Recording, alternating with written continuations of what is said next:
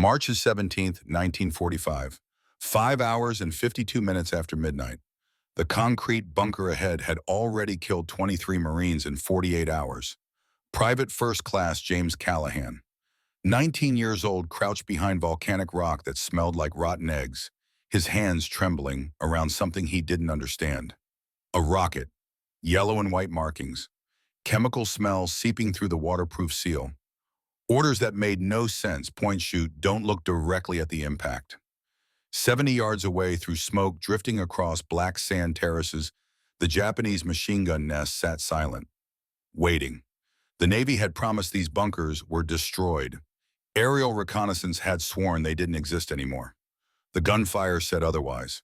Staff Sergeant Robert Henderson pressed his back against the same rock outcropping, counting heartbeats. 140 per minute. Too fast. He forced himself to breathe slower. 23 men dead. 4 yesterday alone when they'd tried the conventional approach. Bazooka rounds that punched through concrete and accomplished nothing. Flamethrowers that required operators to walk into machine gun fire, carrying 70 pounds of jellied gasoline on their backs. Private Lucas from Texas, 24 years old, shot through his fuel tank, burning as he ran 10 steps before collapsing. Henderson had held Lucas's hand while he died, had looked at the photograph that fell from the kid's pocket. A young wife pregnant, smiling at the camera. Lucas had never known he was going to be a father. Now Callahan held a weapon none of them understood.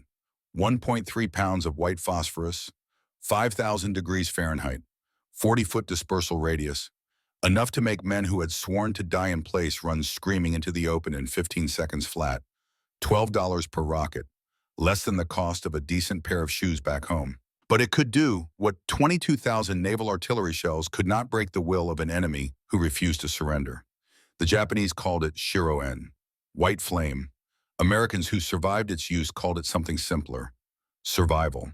If you want to understand how a secret weapon remained classified for 46 years, how it changed the mathematics of death on the Pacific War's bloodiest battlefield, and why the men who used it rarely spoke about it even after the files were unsealed, then you need to hear this story.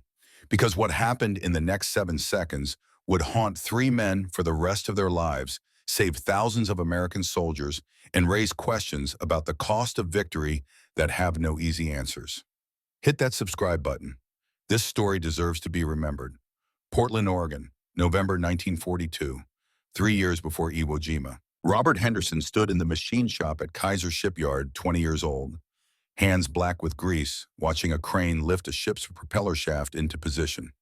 12 tons of forged steel, precision tolerances measured in thousandths of an inch. One mistake and men would die when that shaft failed at sea. His father had taught him that. Samuel Henderson, coal miner for 32 years before black lung took him at 56. The old man's voice still echoed in Robert's head every time he picked up a wrench. Son, machinery don't forgive mistakes. You do it right the first time, or you don't do it at all. War's the same way. No second chances when metal meets flesh. His father had fought in the Great War. Belleau Wood, the Argonne, came home with a Purple Heart he never wore and nightmares he never discussed. Robert had been 8 years old when he'd found his father sitting in the dark at 3 in the morning, hands shaking, staring at nothing. Dad Samuel hadn't answered for a full minute, then quietly, "Just remembering, boy. Just remembering." That was all he ever said about France. Now Robert worked in a shipyard because his skills were classified as essential to the war effort. Automatic deferment from the draft. He could have stayed safe for the duration. Should have stayed safe. He'd just married Sarah 3 months ago. She was 19, worked as a secretary at the Port Authority, laughed at his terrible jokes, made him feel like the luckiest man in Oregon. Then the telegram arrived. November 23rd, 1943. Henderson remembered the exact date because it was 2 days after his 21st birthday. "The Secretary of War desires me to express his deep regret that your friend Private Henry Wright was killed in action at Tarawa on November 20th, 1943. Henry Wright, called him Hank. They'd grown up 3 houses apart, fished the Willamette River together every summer, double-dated their senior year of high school. Hank had enlisted the day after Pearl Harbor. Infantry, said somebody had to go, might as well be him. Henderson held that telegram for 20 minutes before he walked into the bedroom where Sarah was folding laundry. "I'm enlisting." She dropped the shirt she was holding. Robert, no, you're deferred. You don't have to go. Hank's dead. I know, I'm sorry, but that doesn't mean you have to die too. Henderson looked at his hands. Clean for once. He'd showered after work. Someone's dying out there in his place. Someone's taking the bullet that should have been mine. I can't live with that. Sarah's eyes filled with tears. What about me? What about us? He pulled her close. She was 3 months pregnant, though they didn't know it yet. Wouldn't know for another 2 weeks. I promise I'll try my hardest to come home. That's not the same as promising you will. No, it's not. She cried against his chest for an hour. He let her. There was nothing else he could say. Boston, Massachusetts, December 1944, 3 months before Iwo Jima. James Callahan sat in his mother's kitchen, 17 years old, holding a letter that had been folded and refolded so many times the creases were starting to tear. His mother worked the night shift at Boston City Hospital. Nursing, 12-hour shifts 6 days a week. She'd been doing it since his father died of influenza in 1936 when Jimmy was 10 years old. The letter was from Michael O'Brien's mother, Mrs. O'Brien, who lived 4 blocks away, who'd given Jimmy and Mike cookies after school for 8 years, who'd hugged them both when they graduated high school in June. Dear James, I wanted you to hear it from me before you saw it anywhere else. Michael was killed on Saipan on June 18th. The Marine said he died quickly, but I don't know if that's true or if they just say that to help us sleep at night. I can't sleep anyway. He was my only child. The last letter I got from him, he asked about you. Wanted to know if you were staying safe, staying in school. I told him yes. I hope that was true. I hope you're still safe, Jimmy. Someone should survive this war. Your loving neighbor, Catherine O'Brien. Mike O'Brien, best friend since 3rd grade. They'd planned to open a garage together after the war. Mike would handle engines, Jimmy would handle the business side. They'd shaken on it sophomore year, standing on the pitcher's mound at the baseball field at 2 in the morning, drunk on stolen beer, certain they had the whole future figured out. Mike had enlisted 3 days after graduation. Didn't tell Jimmy until the day before he shipped out to Paris Island. Why didn't you tell me you were enlisting? Because you would have tried to talk me out of it. And you would have been right, but somebody's got to go, Jimmy. Somebody's got to stop them. Might as well be me. I'll wait for you. We'll still open that garage when you get back. Mike had smiled. Yeah, when I get back. Now Mike was dead at 19 on an island Jimmy had to look up on a map. And Jimmy couldn't stop thinking about what his friend had said. Somebody's got to go. He looked at the calendar. December 15th, 1944. His 18th birthday was January 3rd. 7 more weeks of high school left. Then what college? While other kids his age were dying in the Pacific, he pulled out a pen and started filling out the enlistment forms. Changed his birth date by 3 weeks. Made himself 18 already. Close enough that nobody would check too carefully. His mother found the forms the next morning when she came home from her shift. She'd seen the letter from Mrs. O'Brien on the kitchen table. She stood in the doorway of Jimmy's room for a long time watching him sleep. When he woke up, she was sitting on the edge of his bed, still in her nurse's uniform, eyes red. Mom, you can't go, Jimmy. You're all I have left. He sat up. Mike's dead. I know, I'm so sorry. But that doesn't mean you have to die too. The same words Sarah Henderson had said to her husband. The same argument happening in a million kitchens across America. The same terrible mathematics. Somebody had to go. If not me, then who? Mike died for me, Mom. For us. The least I can do is make sure it wasn't for nothing. She started crying, really crying in a way he'd only seen once before, at his father's funeral. He held her hand while she wept. Please don't go, please. You're my baby. You're all I have. I have to, Mom. You know I have to. She did know. That was the worst part. She knew exactly why he was going, and she couldn't argue against it without dishonoring every other mother's son who'd already gone. When Jimmy left for basic training on January 10th, 1945, she gave him a St. Christopher medal that had belonged to his father. She didn't say anything, just pressed it into his palm and held his hand for 30 seconds. He wore it through boot camp, through weapons training, through the crossing to Hawaii. He was wearing it on February 16, 1945, when he boarded the LST assault ship bound for Iwo Jima. Camp Pendleton, California. February 10, 1945. 1 week before the invasion. Henderson walked through the pre-deployment briefing in a daze. 3 weeks of training. Everything he needed to know about Iwo Jima compressed into 21 days. The island was 8 square miles. The Japanese had spent 8 months fortifying it. 11 miles of tunnels, 1,500 defensive positions, concrete bunkers with walls 5 feet thick, artillery pieces in caves with multiple firing ports, so defenders could shoot retreat through the tunnels and emerge elsewhere when counterattacked. The briefing officer, a major who'd survived Tarawa and Saipan, didn't sugarcoat it. Gentlemen, this will be the hardest fight in the Pacific War. The Japanese commander, Lieutenant General Tadamichi Kurobayashi, is not a fanatic. He's a professional. He studied in America. He understands how we fight. And he's built this island into a fortress specifically designed to kill as many of you as possible before we take it. Intelligence estimates we'll secure the island in 5 days with 15,000 casualties. I think intelligence is optimistic on both counts. Someone in the back raised a hand. Sir, how many Japs are defending? 21,000. They know they can't win. They know they can't be reinforced. They know they're going to die. Their orders are simple. Make us pay in blood for every yard. Extract 10 American casualties for every Japanese death. Make the cost of invasion so terrible that we'll negotiate peace rather than assault the home islands. The room went quiet. The good news is that we have naval and air superiority. We'll bombard the island for 3 days before you land. We'll drop more ordnance on those 8 square miles than we dropped on most European cities. By the time you hit the beach, there shouldn't be much left. That last sentence turned out to be catastrophically wrong. After the briefing, Henderson was pulled aside by a captain he had never met.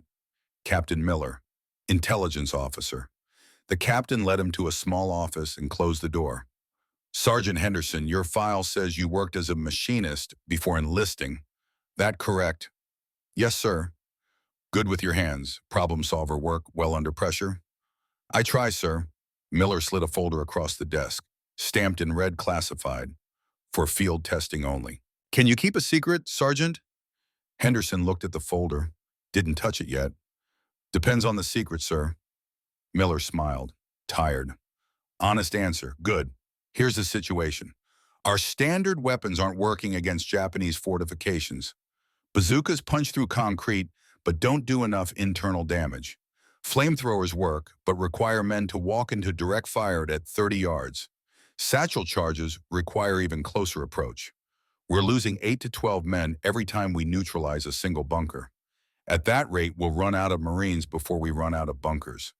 He opened the folder. Inside was a technical schematic. A rocket. Looks similar to the standard M1A1 bazooka round, but with different markings. This is the M10 white phosphorus round, brand new. Chemical Warfare Service has been developing it since 1943, but it's never been used in combat. We're going to test it on Iwo Jima. If it works, it could save thousands of lives. If it fails, well, we tried. Henderson studied the schematic. What does it do that a regular bazooka doesn't?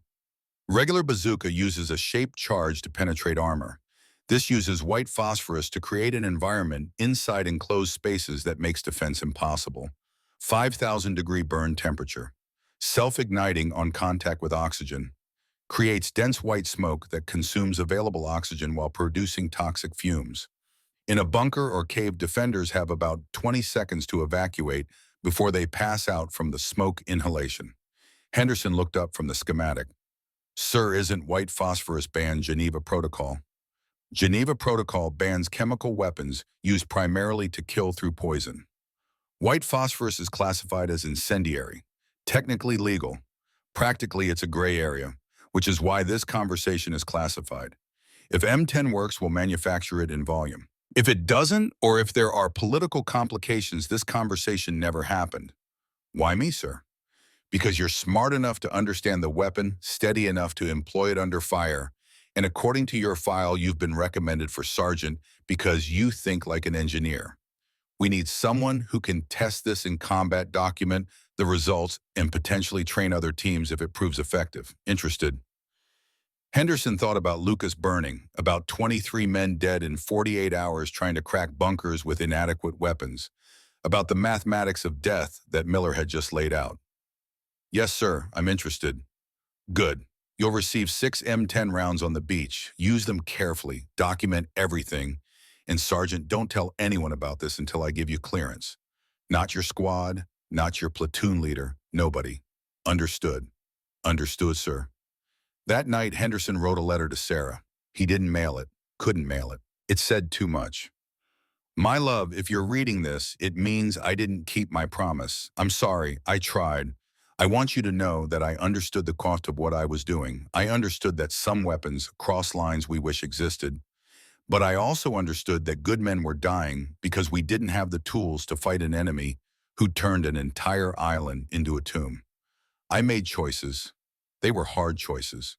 They were unavoidable choices. I hope you can forgive me for making them. I hope our child, if we have one, can grow up in a world where these choices don't have to be made anymore. All my love, always Dutch. He folded the letter and put it in his footlocker, next to the photograph of Sarah smiling on their wedding day. LST 779, en route to Iwo Jima, February 17th, 1945. Callahan sat on his bunk in the troop compartment, feeling the ship roll beneath him, trying not to vomit. Seasick, had been seasick for 3 days straight. Couldn't keep anything down except crackers and water. The other guys in his squad had stopped teasing him about it after the first day. Now they just gave him space. He was assigned to Henderson's platoon, 3rd Squad Bazooka operator. He'd scored high on marksmanship at Pendleton, qualified expert with rifle and pistol, had a steady hand, good eyesight, quick target acquisition.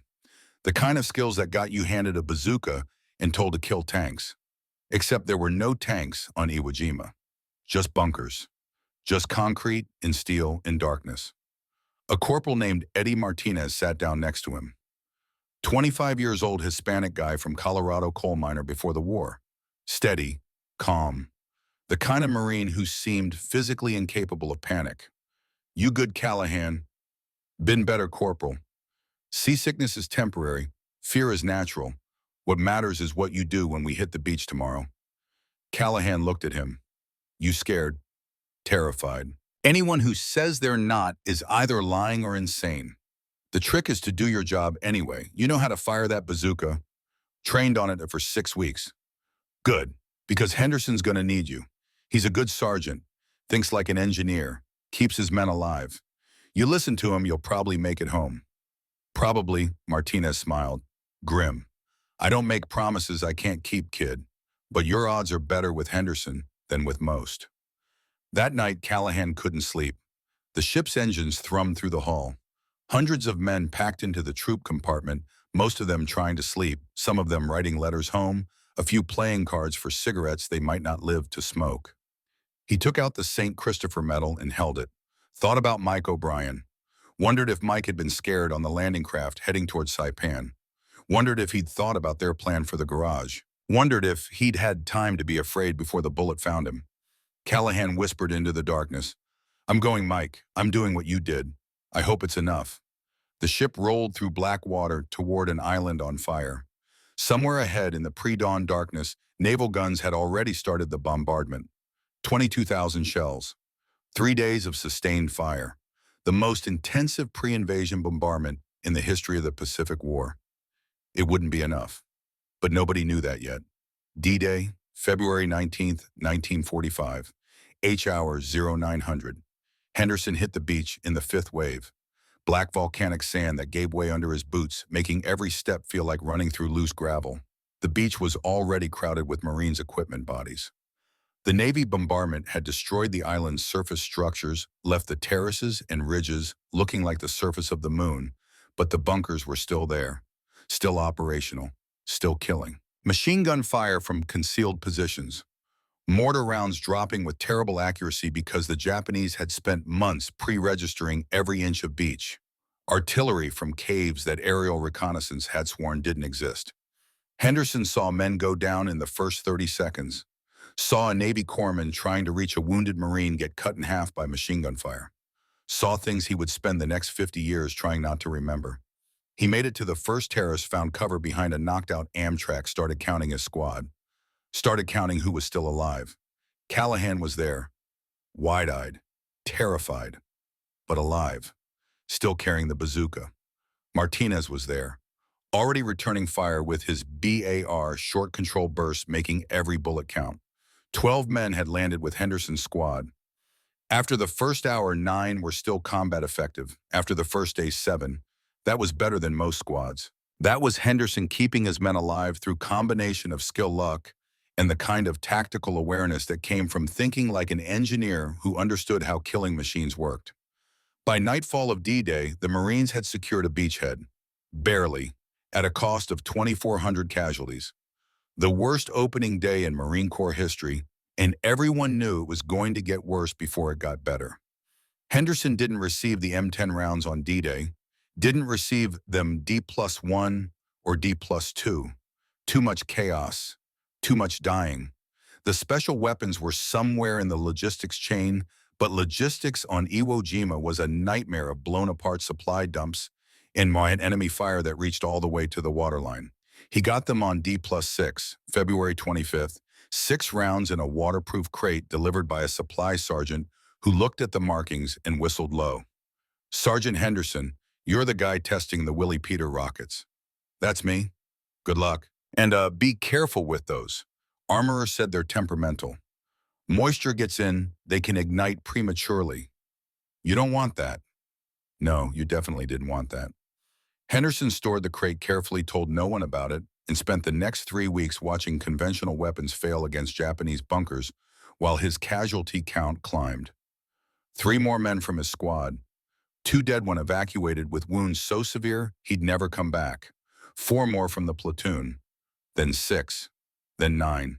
By March 16th, Henderson's platoon had taken 42% casualties. Replacements arrived, green kids who didn't know the island yet, who made mistakes and died learning. The mathematics of attrition were brutal. At this rate, the entire 5th Marine Division would be combat ineffective in another week. That's when Henderson's company was ordered to clear a sector of bunkers near Hill and 362A, 4 concrete fortifications. Intelligence said they were lightly defended. Intelligence was wrong. March 16th, 15:30 hours. Henderson watched Private Lucas die. Watched him get shot through his flamethrower in tank. Watched him burn. Watched him run 10 steps before collapsing. Lucas was the 8th flamethrower year operator killed in Henderson's battalion alone. The weapon worked, but the men carrying it died before they could get close enough to use it. After Lucas died, Henderson pulled Callahan aside. "You remember that specialized training we never did?" Callahan looked confused. "Sergeant, tomorrow morning 0530, you're going to fire a different kind of rocket. I can't tell you what it does yet. I can only tell you that if it works, we might stop losing men like Lucas. If it doesn't work well, we tried." "Is this about those weird rockets you've been guarding?" "Yeah." "They gonna help?" Henderson looked at the bunker that had killed Lucas, looked at the 3 other bunkers still operational, looked at the casualty reports that said 23 men dead in 48 hours trying to crack positions that conventional weapons couldn't touch. "I hope so, Callahan. I really hope so." That night, March 16th, Henderson opened the crate and read the technical manual for the M10 by flashlight. His father's voice echoed in his head. "Machinery don't forgive mistakes. You do it right the first time, or you don't do it at all." He memorized the specifications. 1.3 pounds white phosphorus, bursting charge designed for maximum dispersal, ignition temperature 86 degrees Fahrenheit, burns at 5,000 degrees, cannot be extinguished with water, creates dense smoke that consumes oxygen and produces toxic phosphorus pentoxide fumes. Effective radius 40 feet in open air, much greater in enclosed spaces. At the bottom of the manual, a single line in capital letters. Warning. If particles contact friendly personnel, immediate evacuation to medical facility required. Do not attempt to extinguish with water. Henderson closed the manual, thought about Geneva protocols, thought about chemical weapons, thought about the gray area between incendiary and chemical that the lawyers in Washington were probably arguing about while Marines died on volcanic sand. Then he thought about Lucas burning, about 23 dead in 48 hours, about the thousands more who would die if they couldn't find a way to crack these bunkers without walking men with flamethrowers into machine gun fire. He made his decision, the same decision a million soldiers had made throughout history when faced with the mathematics of death. Use the weapons you have. Save the men you can. Live with the consequences. March 17th, 1945. 0500 hours, 1 hour before sunrise. Henderson briefed his squad on the attack plan. Martinez would provide covering fire with his BAR. Callahan would fire the special rocket. Henderson would lead the assault team to clear the bunker if the rocket worked. He pulled Callahan aside, showed him the M10 round for the first time. This is white phosphorus, incendiary, creates intense heat and toxic smoke. You fire it into the bunker firing port. If it works, the defenders will evacuate or die inside. If it doesn't work, we try the conventional approach and probably lose more men. Callahan held the rocket. It was lighter than the standard HE round. The markings were yellow and white instead of olive drab. Up close, he could smell something chemical and acrid, even through the waterproof seal. "Sergeant, is this legal?" Henderson looked at him. 19 years old. Kid from Boston who'd lied about his age to avenge his best friend. Hands steady despite 3 weeks of combat that would have broken most men. Good kid. Deserved a better war than this. "I don't know, Callahan. I'm not a lawyer. I'm just a Marine trying to keep my men alive. You willing to fire it?" Callahan thought about Mike O'Brien, about Mrs. O'Brien's letter, about Lucas burning, about the 23 men who died in 48 hours because conventional weapons weren't enough. "Yes, Sergeant, I'll fire it." 0547, position behind volcanic rocks 70 yards from the target bunker. Henderson checked his watch, checked the sky. Dawn coming. They had maybe 10 minutes before full daylight made them easier targets. Callahan loaded the M10 into his bazooka. His hands were shaking. Not from fear exactly, from adrenaline. From understanding that what he was about to do might change everything or might change nothing, but either way, men's lives depended on the next 30 seconds. Martinez positioned himself with clear line of sight to the bunker firing port, ready to suppress with sustained BAR fire the moment Henderson gave the signal. Henderson looked at Callahan, put his hand on the kid's shoulder, felt him trembling, remembered being 21, remembered enlisting because his best friend died, remembered thinking he could make a difference. "Deep breath, Callahan. You can do this." Callahan nodded, positioned the bazooka on his shoulder, sighted through the optical scope. 70 yards. Slight breeze from the east. Target rectangular opening in concrete, dark as a grave mouth, waiting. Henderson raised his hand, gave Martinez the signal. 3 short bursts from the BR bullets sparking off concrete around the firing port, forcing the Japanese machine gun crew back from their position for 10 precious seconds. Henderson dropped his hand. Now, Callahan stood braced to line the sight and squeezed the trigger. The rocket motor ignited with its characteristic crack. Backblast kicked volcanic dust up behind them. The M10 streaked across 70 yards of killing ground, leaving a thin contrail moving fast, but somehow to Henderson watching, seeming to move in slow motion. 70 yards in 0.8 seconds. Impact at 0552 and 23 seconds. And then the world learned what white phosphorus could do to men trapped inside concrete tombs. The explosion was different. Henderson had heard bazooka rounds detonate hundreds of times in 3 weeks of combat. The standard high explosive round made a deep percussive boom, felt in the chest as much as heard. A shaped charge punching through steel or concrete with focused violence. This was sharper, higher pitched. A crack like lightning, striking close, like something fundamental breaking in the fabric of reality. Then the light. Not orange like burning gasoline, not yellow like thermite. White, pure white. Incandescent white like arc welding. Like looking directly at the sun, like something that should not exist in the natural world. Henderson's eyes watered even though he'd turned his head at the moment of impact, even though he was 70 yards away. The warhead had struck just below the bunker's firing port, exactly where Callahan had aimed. The bursting charge fragmented the thin metal casing into 400 pieces while simultaneously releasing 1.3 pounds of white phosphorus into the air. Chemistry took over. Phosphorus meeting oxygen. Spontaneous combustion at 86 degrees Fahrenheit, burning at 5,000 degrees each fragment, a miniature sun. Hundreds of burning particles sprayed across the bunker's face like a horizontal meteor shower. Some flew through the firing port. Some ricocheted into ventilation slits Henderson hadn't even known existed. Some embedded in the concrete itself, burning so hot, they began eating into stone that had withstood 3 weeks of naval bombardment. The particles didn't fall. That was what struck Henderson first. They stuck to vertical surfaces, defying gravity, clinging to concrete and steel like they had mass and will, each one trailing white smoke, each one glowing with terrible brilliance. 5 seconds after impact, the Japanese machine gun fell silent.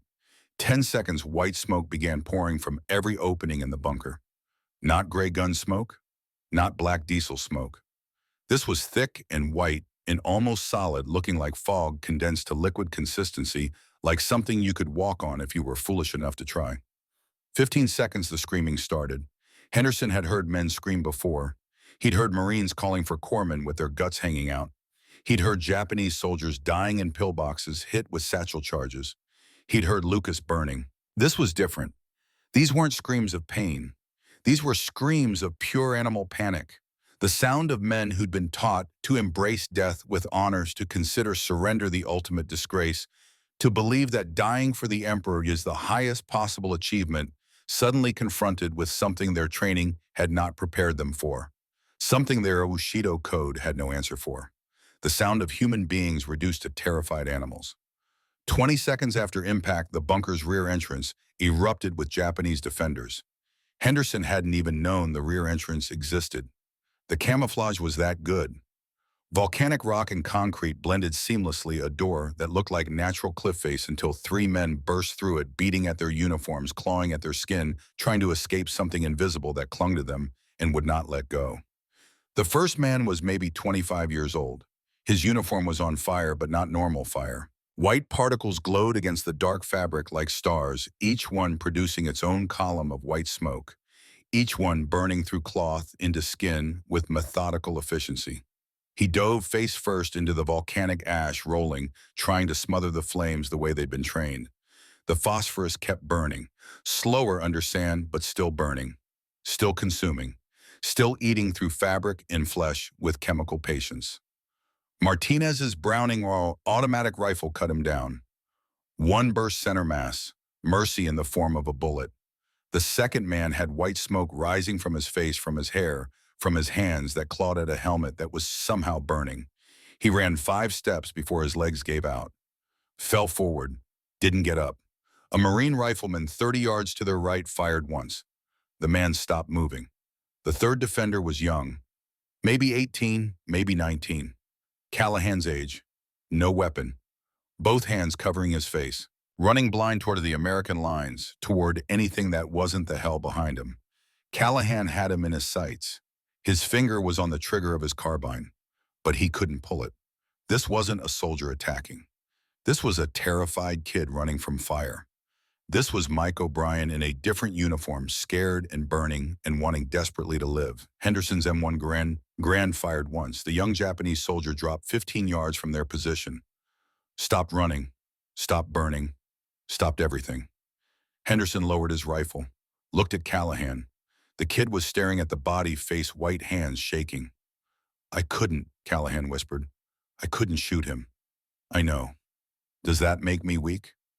Henderson thought about that, about mercy and weakness, and the line between them that war made so complicated. "No, it makes you human.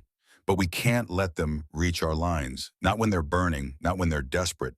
So I did it for you." The white smoke continued pouring from the bunker for another 2 minutes. Henderson could smell it now, even at 70 yards, sharp and acrid and chemical, making his eyes water, making his throat burn. Not just smoke, not just burning material. This was something else. Phosphorus pentoxide. Toxic. Corrosive. The kind of thing you didn't want in your lungs. The machine gun remained silent. No movement from the firing ports. No sound except the hiss of burning phosphorus and the distant rumble of artillery and the ringing in Henderson's ears that was probably going to be permanent. 0555. 3 minutes after impact. Henderson made the decision. "Martinez, Freeman on me. We're checking that bunker." Callahan started to stand. Henderson pushed him back down. "You stay here. Cover us. If anything moves, you shoot it. Understood?" "But Sergeant, I should." "You did your job. You fired the rocket. Now let me do mine." They crossed the 70 yards that had claimed 4 Marine lives yesterday. Crossed it in 20 seconds at a combat crouch. Weapons ready, expecting fire from secondary positions. Nothing came.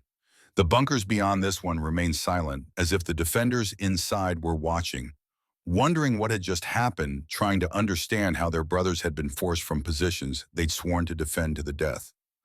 Henderson reached the bunker's blast-scarred face. The concrete was still radiating heat. He could feel it from 3 feet away.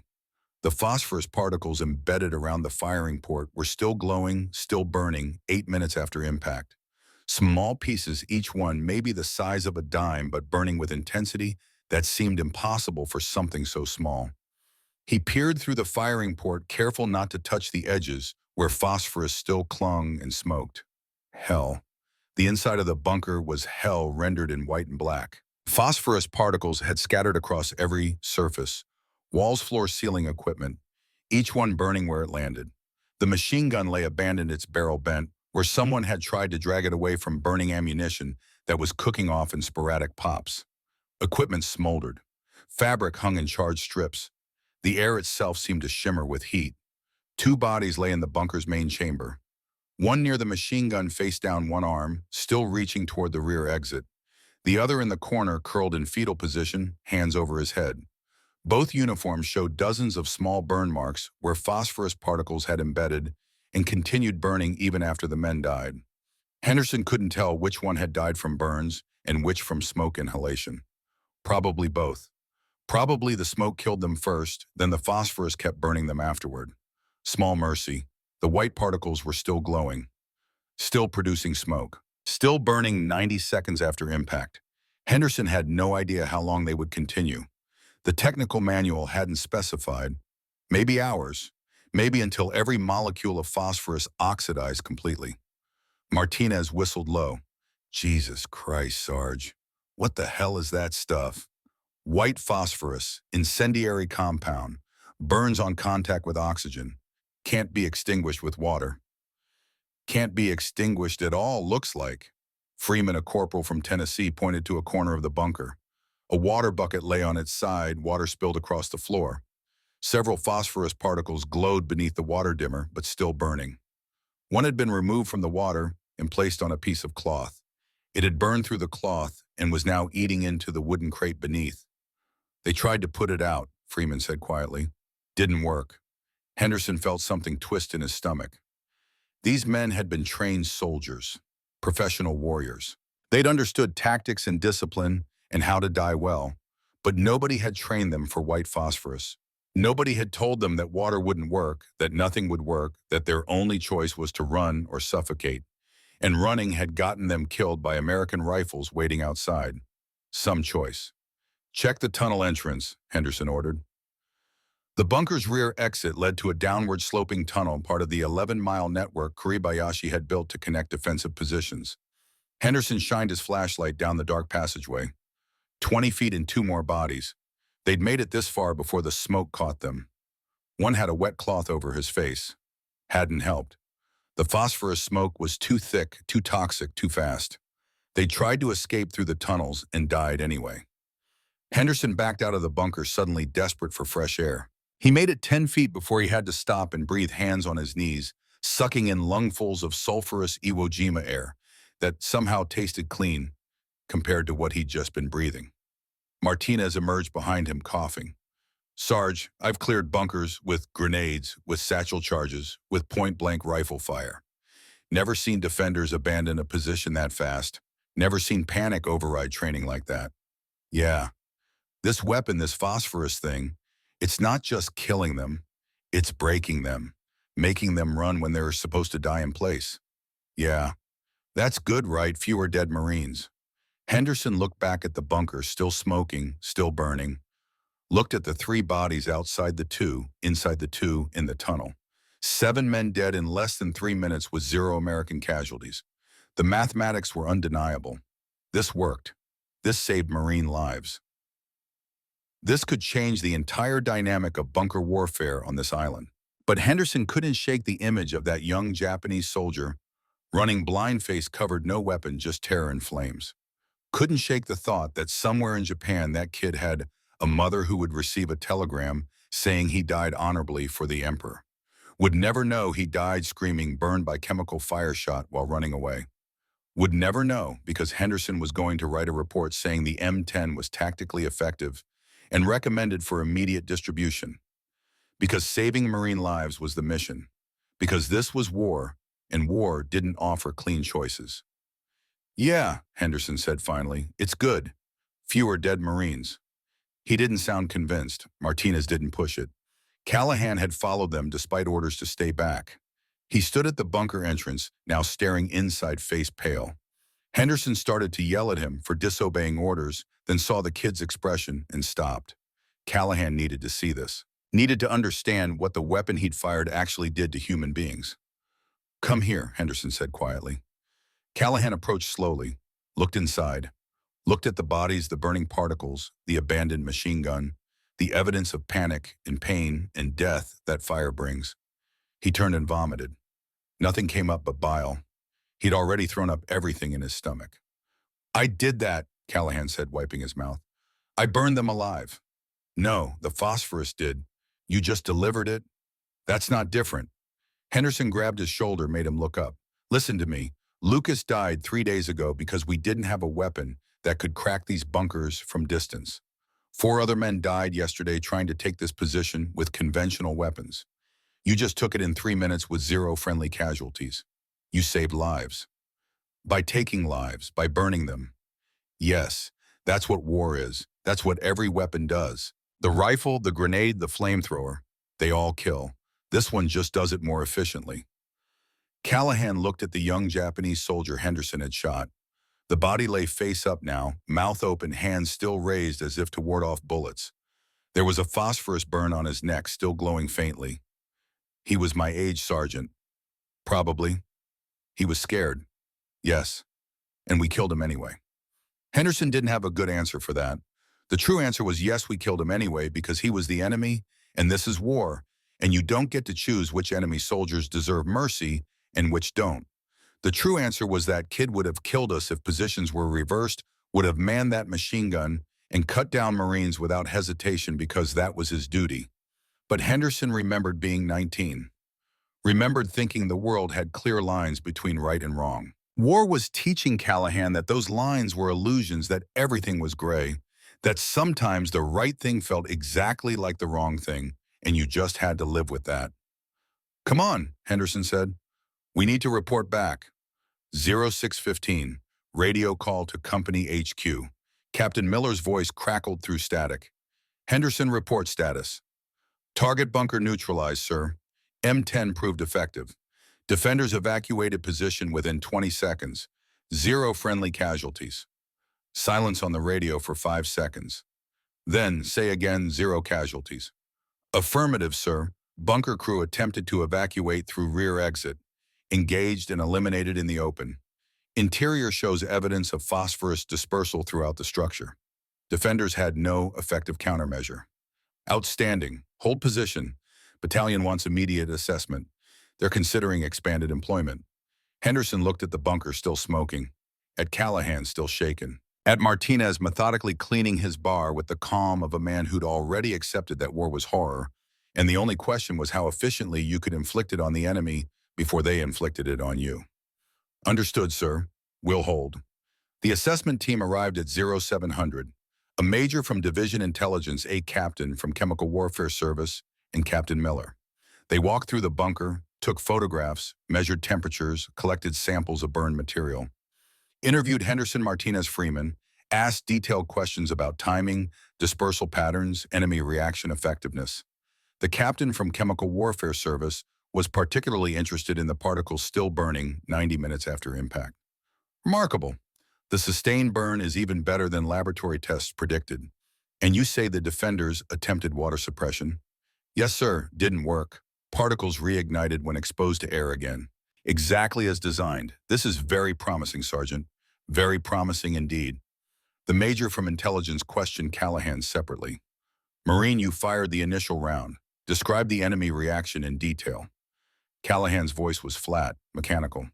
Screaming began 15 seconds after impact. 3 defenders evacuated 20 seconds after impact. All showed signs of burns and panic. 2 were killed immediately. 1 attempted to reach our lines and was eliminated. Psychological effect. Sir, Did the enemy show signs of morale collapse? Fear, panic that seemed disproportionate to the actual physical damage? Callahan thought about the young soldier running blind, thought about the screaming from inside the bunker, thought about men who'd been trained to die honorably, choosing to run into American gunfire rather than stay inside with the white flame. Yes, sir. Complete panic. The major smiled, made a note. Excellent. Psychological impact may be as valuable as tactical effectiveness. If we can make enemy defenders evacuate fortified positions rather than fighting to the death, we can reduce our casualties significantly. He said it like it was a good thing. It was a good thing. Henderson knew it was a good thing, but somehow hearing it said out loud, hearing the pride in the major's voice as he described making men panic so badly they abandoned positions they'd sworn to defend made Henderson's stomach turn. This was the weapon. This was what it did. It didn't just kill, it terrified. It broke the will to fight. It reduced trained soldiers to animals fleeing fire. And that made it valuable. Sergeant Henderson, the major said, turning to him, I'm recommending immediate distribution of M10 rounds to all battalion bazooka teams.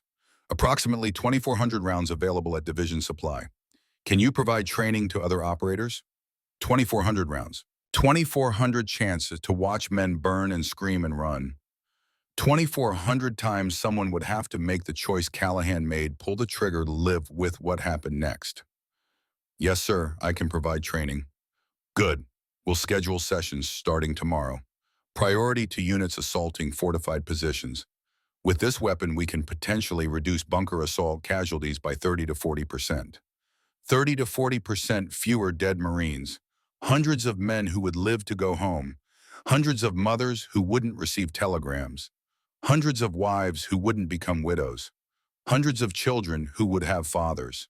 All it cost was using a weapon that made grown men scream like animals. Henderson thought that was probably a trade most people would make. Thought it was definitely a trade that generals and politicians would make. Thought it was a trade he had to make because he'd sworn an oath to accomplish the mission and protect his men. Thought he would spend the rest of his life wondering if it was the right trade. Understood, sir. I'll be ready to train tomorrow. That night, Henderson tried to write another letter to Sarah. Couldn't find words. How do you explain that you'd become very good at a particular kind of killing?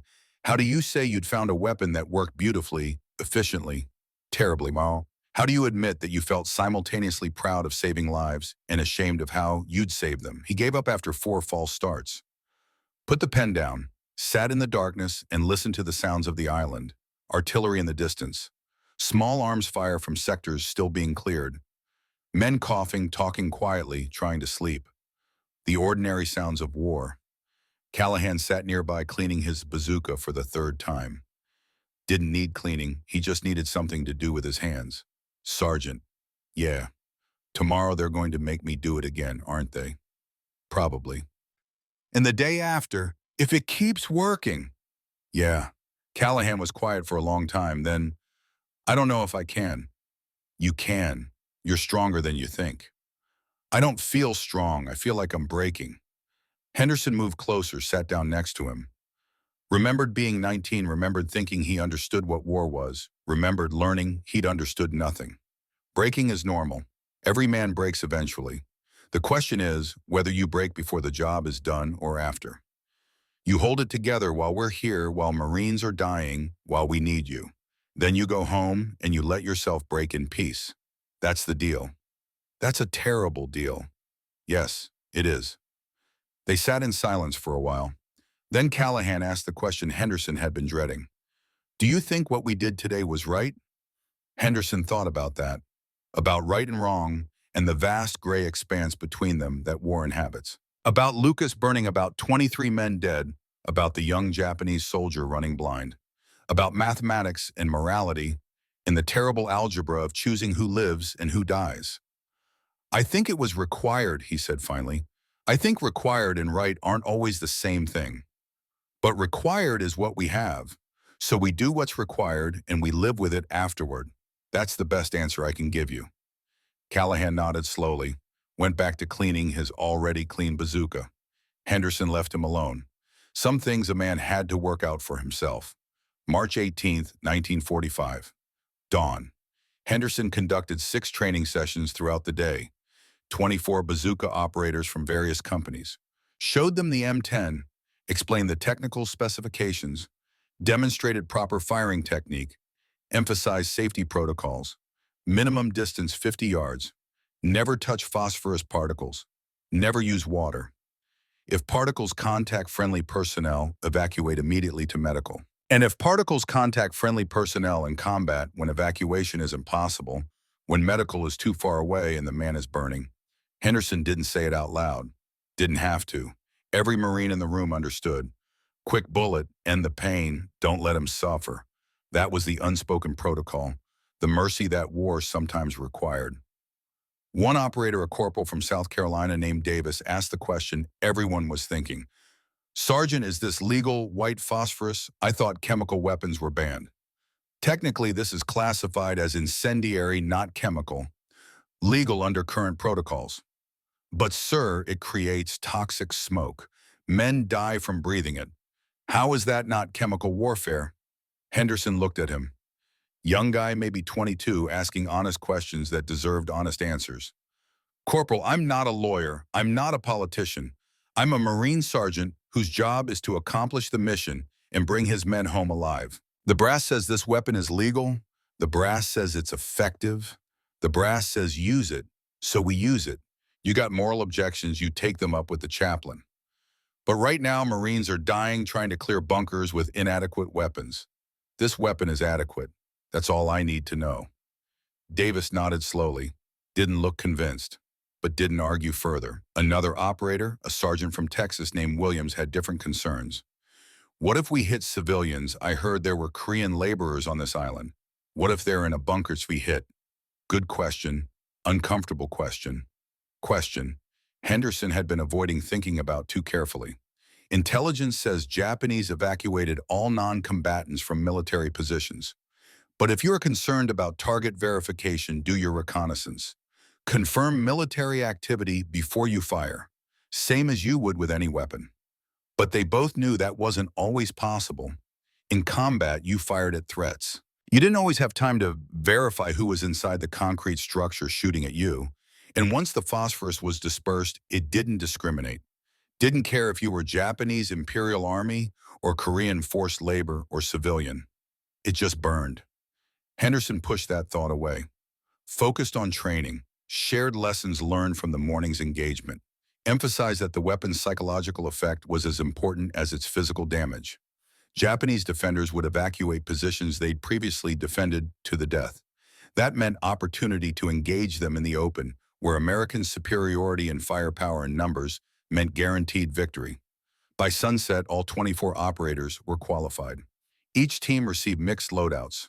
2 M10 rounds, 4 conventional high-explosive rounds. Instructions to use phosphorus on hardened bunkers save HE for targets of opportunity. Division Supply distributed 2,400 M10 rounds in 48 hours. Every Bazooka team in the 5th Marine Division received white phosphorus capability. The mathematics of bunker warfare on Iwo Jima were about to change. March 18th through March 20th. 3 days of coordinated assaults using M10 doctrine across multiple sectors. Henderson participated in 4 engagements. Callahan fired 9 more rounds. Martinez provided covering fire for 12 different teams. The results were consistent. Bunkers that had resisted days of conventional assault fell in minutes. Defenders evacuated or died inside. American casualties during bunker reduction operations dropped by 34% compared to the previous week. The weapon worked. The doctrine worked. Men were going home alive who would otherwise be dead. But the cost of that success was measured in something other than casualties, something harder to quantify, something that showed in Callahan's eyes after the 3rd engagement, the 5th, the 9th, a progressive emptying. A gradual death of the part of him that felt horror at burning human beings alive. By the 9th rocket, Callahan didn't vomit anymore. Didn't shake, didn't hesitate. Just loaded, aimed, fired, reloaded.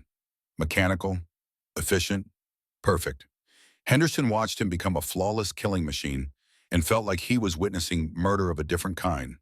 Not the enemy's murder. Callahan's, the murder of the 19-year-old kid from Boston who'd enlisted to honor his friend's sacrifice. That kid was dying, being replaced by someone harder, colder, emptier. Someone who could burn men alive and not feel anything. That should have been good.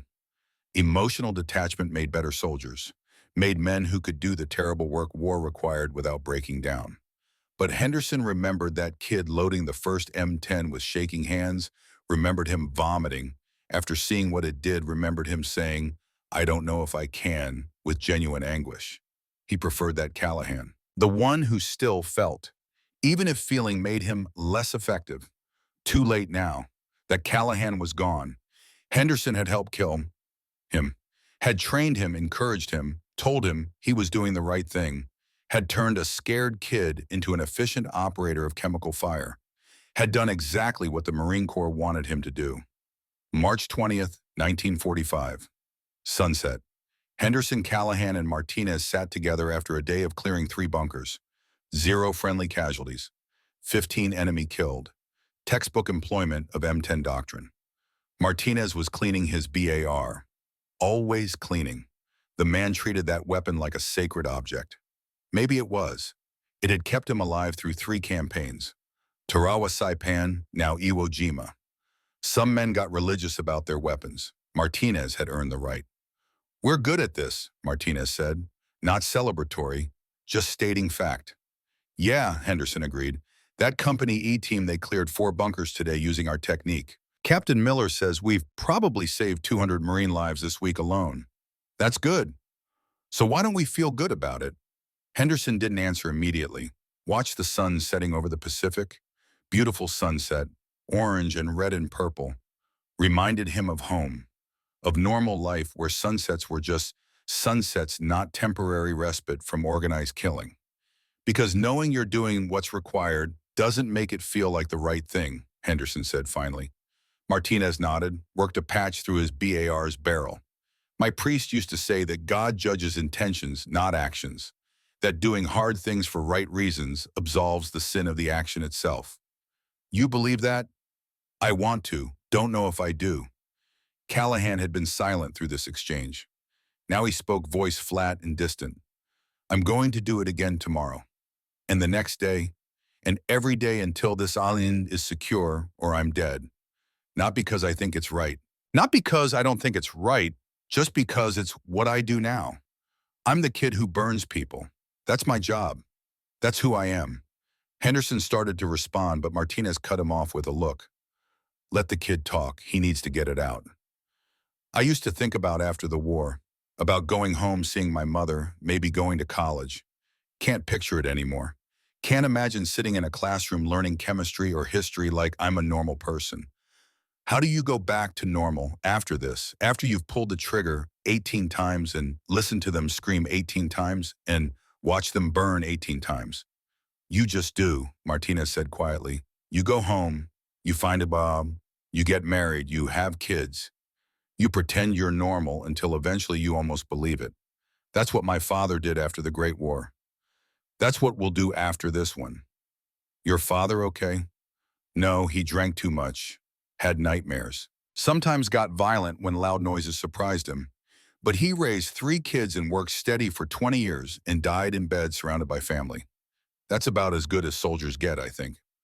Callahan absorbed this. "So the best I can hope for is to be a damaged man who manages to function?" "Yes, that's the best any of us can hope for. And it's better than being a dead man who doesn't function at all." Dark wisdom, but wisdom nonetheless. Henderson filed it away. Someday he would need that perspective. Someday when he was home in Portland, married to Sarah, working in his garage, trying to pretend he was the same Robert Henderson who'd enlisted in 1943. Trying to pretend he hadn't spent weeks burning men alive with white phosphorus.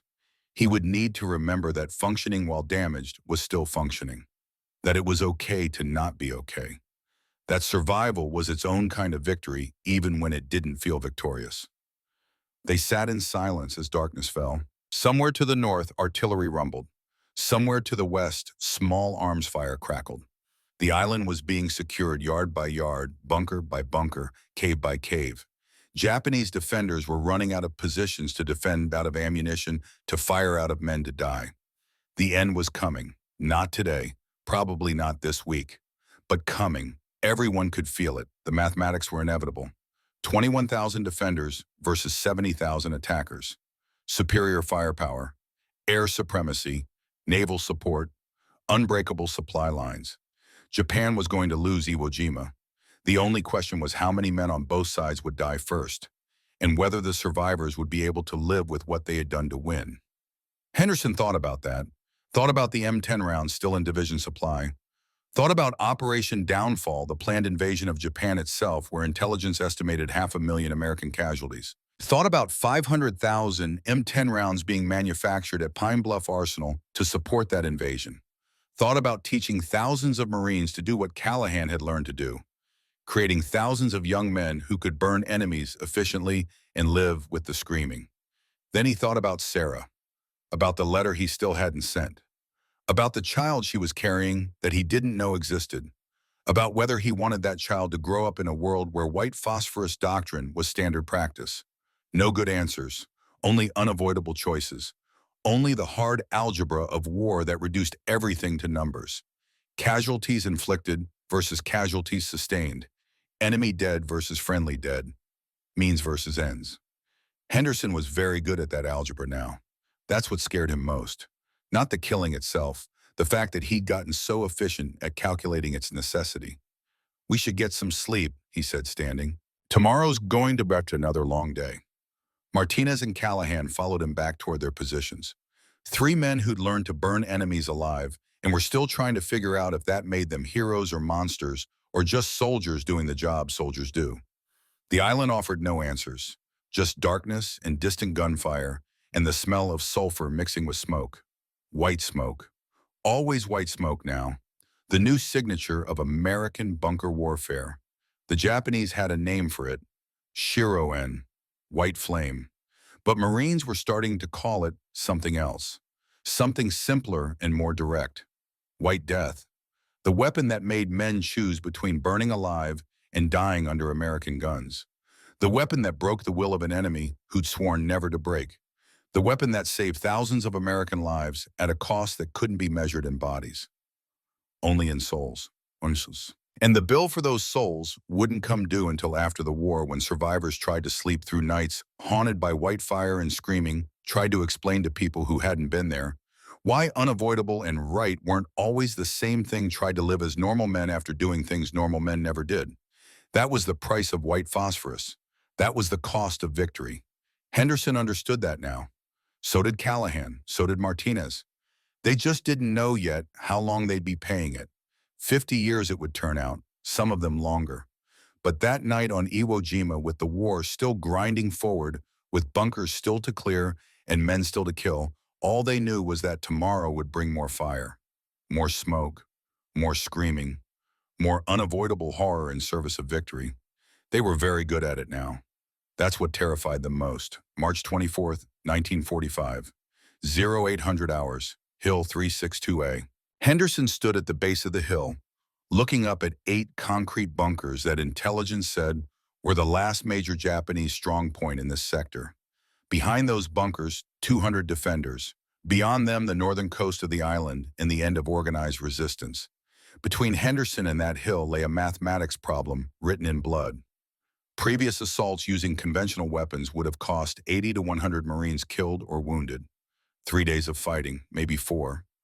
Artillery preparation, infantry advance under fire, flamethrower operators dying as they closed to effective range, satchel charge teams getting cut down before reaching their targets. The familiar calculus of island warfare in the Pacific. But Henderson had 12 bazooka teams now, each team equipped with M10 white phosphorus rounds.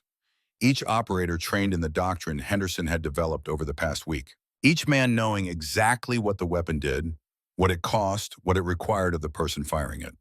The new mathematics were simpler, colder, more efficient, 30 minutes, 12 simultaneous strikes, minimal casualties.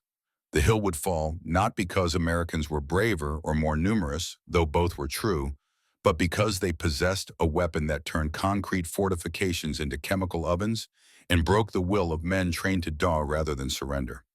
Captain Miller stood beside Henderson, studying the hill through binoculars. "Battalion is watching this one, Sergeant. If it works as projected, They're recommending M10 doctrine for the entire Corps.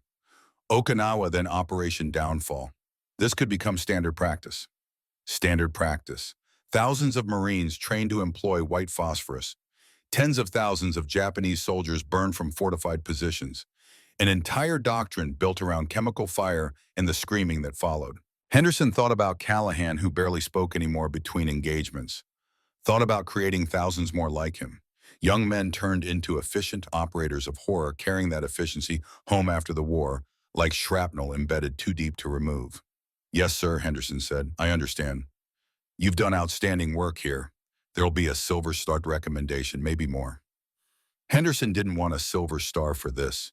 Didn't want his name attached to white phosphorus doctrine in any permanent way. But you didn't refuse medals.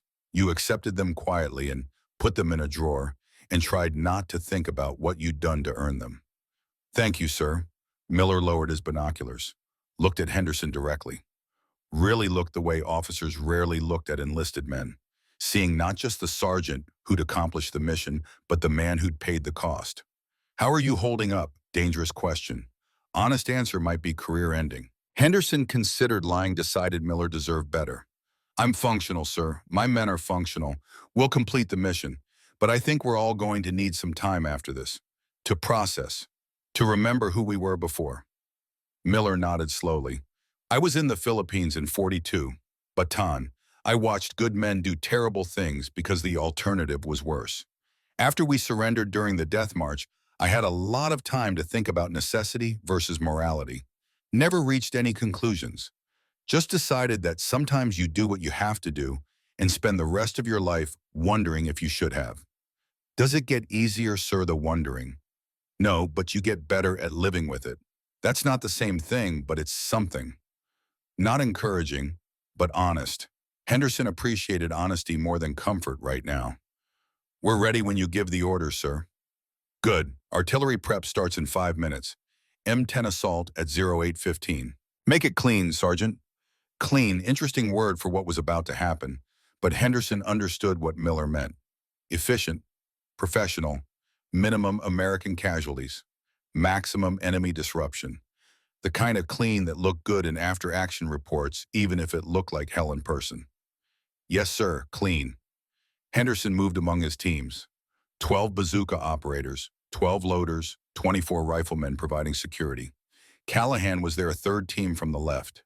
He'd fired 21 M10 rounds in the past 6 days. 21 times loading, aiming, firing. 21 times watching white fire blossom against concrete. 21 times listening to what came after. The kid looked 10 years older than he had 2 weeks ago. Something in his eyes had changed. Gone somewhere Henderson couldn't follow and wasn't sure he wanted to. You ready, Callahan? Yes, Sergeant. Flat voice, mechanical. The voice of someone who'd learned to turn off everything human and become pure function. Callahan the machine, Callahan the weapon. Henderson hated that he'd helped create this. Hated more that he needed it. After today, after this hill falls, I'm rotating you out of bazooka duty, putting you on perimeter security, something quiet. For the first time in days, emotion crossed Callahan's face. Confusion. Sir, did I do something wrong? No, you did everything right. That's the problem. You've become too good at this. You need to remember there are other ways to be a Marine. I don't understand. You will, someday. For now, just know that after today, someone else carries the bazooka. You've done enough. Callahan looked like he wanted to argue, opened his mouth, closed it, nodded instead. Thank you, Sergeant. Henderson moved on to the other teams. Martinez was checking his BAR 5th time in as many minutes. Nervous habit. The weapon was already perfectly maintained. Martinez just needed something to do with his hands. Eddie, you good? I'm tired, Sarge. Real tired. The kind that sleep doesn't fix. 3 more weeks, maybe 4. Then this island is secure and we get rotated out. And then Okinawa, and then Japan. The war doesn't end just because we're tired. True, but Henderson didn't want to think about that right now. Didn't want to imagine doing this again on another island. Another country teaching more men to burn more enemies, carrying white phosphorus doctrine across the Pacific like a contagion. One fight at a time, Eddie. Yeah, one fight at a time. 0800 hours. Artillery preparation began. 15 minutes of sustained fire. Not to destroy the bunkers, that was impossible, but to force defenders inside to concentrate them in enclosed spaces to set up perfect conditions for what came next. Henderson watched shells impact the hillside, watched concrete shrug off high explosive that would have leveled wooden structures, watched the hill absorb violence that would have broken most defenses and remain fundamentally unchanged. That was the problem with Iwo Jima. The island was built to withstand bombardment. Kuribayashi had understood American doctrine, had studied how the Marines fought, had designed defenses specifically to negate American advantages and firepower. Make them come to you. Make them fight for every position. Make them pay in blood for every yard. It had worked. 19,000 American casualties in 5 weeks.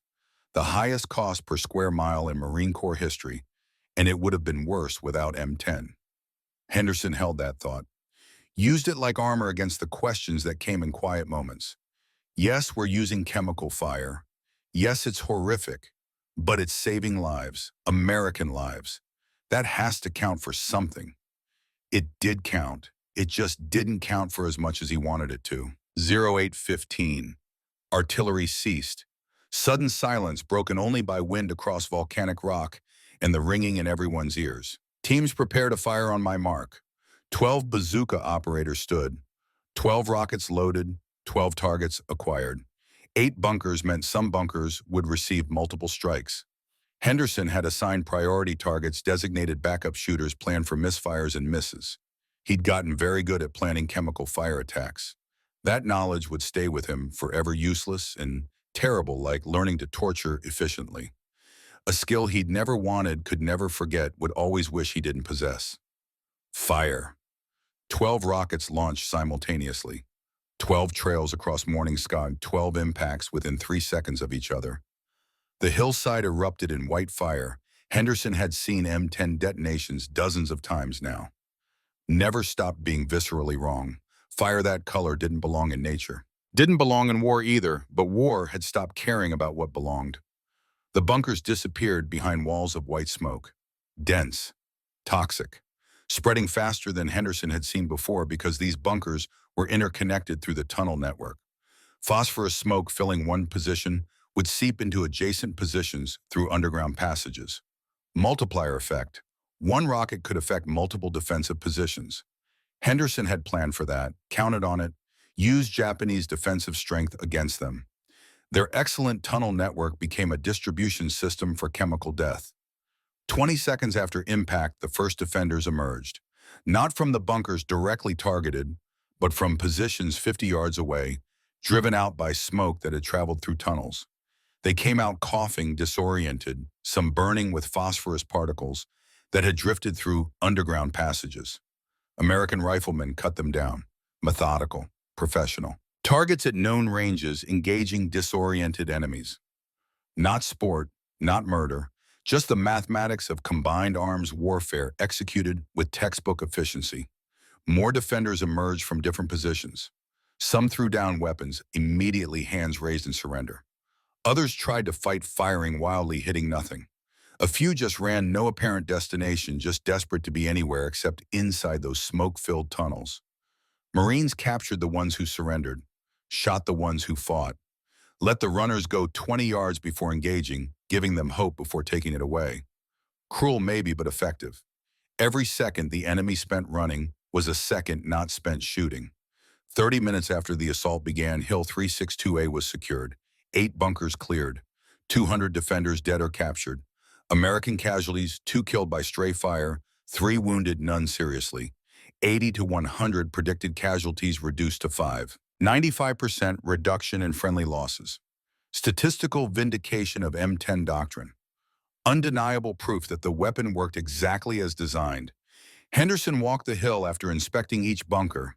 Inside, the familiar scene. Bodies, burning particles, abandoned equipment, evidence of panic. Water buckets tipped over in futile attempts to fight phosphorus fire. Wet cloths pressed to faces in desperate efforts to breathe through toxic smoke. In one bunker, Henderson found something new. A diary dropped near the entrance pages, still smoking at the edges. He picked it up carefully, mindful of phosphorus particles, carried it outside into clean air. The diary belonged to a soldier named Takeshi Yamamoto, Private First Class Imperial Japanese Army, 26 years old according to his identity papers. The entries were in Japanese, but Henderson would get them translated later. For now, he just looked at the last page. A sketch, crude but recognizable. A woman, a child. Family Yamamoto would never see again because he died choking on phosphorus smoke in a concrete box on an island 8,000 miles from home. Henderson closed the diary, thought about taking it, sending it back to Yamamoto's family somehow after the war. Decided against it. What would he say? Your son died, afraid and gasping. Your husband ran from his post. Your father's last moments were animal panic rather than noble sacrifice. Better to let them believe the official story. Died honorably defending vital position. Made ultimate sacrifice for emperor and homeland. The comfortable lies that help families sleep at night. Henderson left the diary where he'd found it. Let it burn. Let Yamamoto's last thoughts burn with it. Some truths didn't need preserving. He found Callahan sitting outside the northernmost bunker, Bazooka laid aside, staring at nothing. Henderson sat down next to him. Didn't speak, just sat. Sometimes silence was better than words. After 5 minutes, Callahan spoke. We won.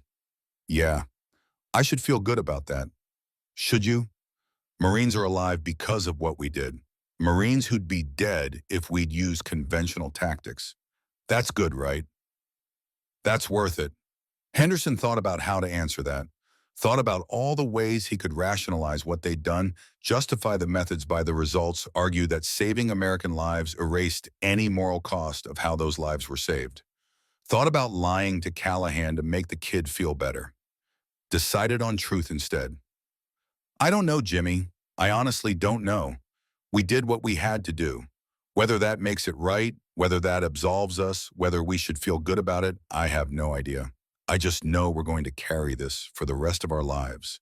The sounds, the smells, the choices we made. And we're going to have to find a way to live with it. How?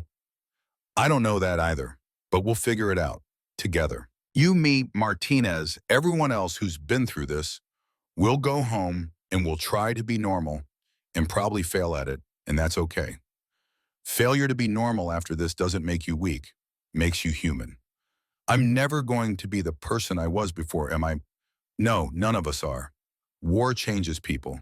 This war, this weapon, this particular kind of fighting changed us in specific ways. We just have to decide if we become better or worse for it. How do we do that? We remember it cost something. We don't pretend it was easy or unavoidable or good. We acknowledge that we did terrible things for reasons we thought justified at the time, and we spend the rest of our lives trying to be good enough to balance it out. That's all any soldier can do. They sat together for a long time. Around them, Marines cleared equipment, collected bodies, secured positions. The familiar aftermath of battle, death processed into paperwork, horror reduced to statistics. War made manageable through bureaucracy. March 26, 1945. The island was declared secure. Not finished, there were still Japanese defenders in caves who would fight for days or weeks, but organized resistance was broken. The flag flying on Mount Suribachi would remain there. The airfield would be repaired. The mission was accomplished. Total American casualties, 24,000. 7,000 dead. 17,000 wounded. The highest casualty rate per square mile in the Pacific War. The bloodiest battle in Marine Corps history. But Henderson's unit, equipped with M10 doctrine, had sustained 34% fewer casualties than predicted.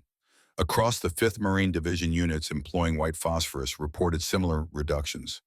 Hundreds of Marines alive who would have been dead. Thousands of families who wouldn't receive telegrams. The weapon worked.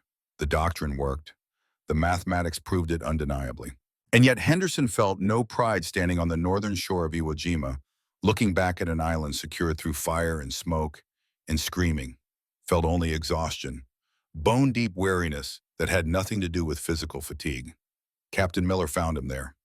Sergeant Henderson, effective immediately, you're being rotated to Pearl Harbor. Battalion wants a comprehensive report on M10 employment, doctrine development, training protocols. You'll spend 2 weeks writing it, then potentially teach courses to units preparing for Okinawa. Sir, my men, we'll be fine. You've trained them well. They don't need you here anymore.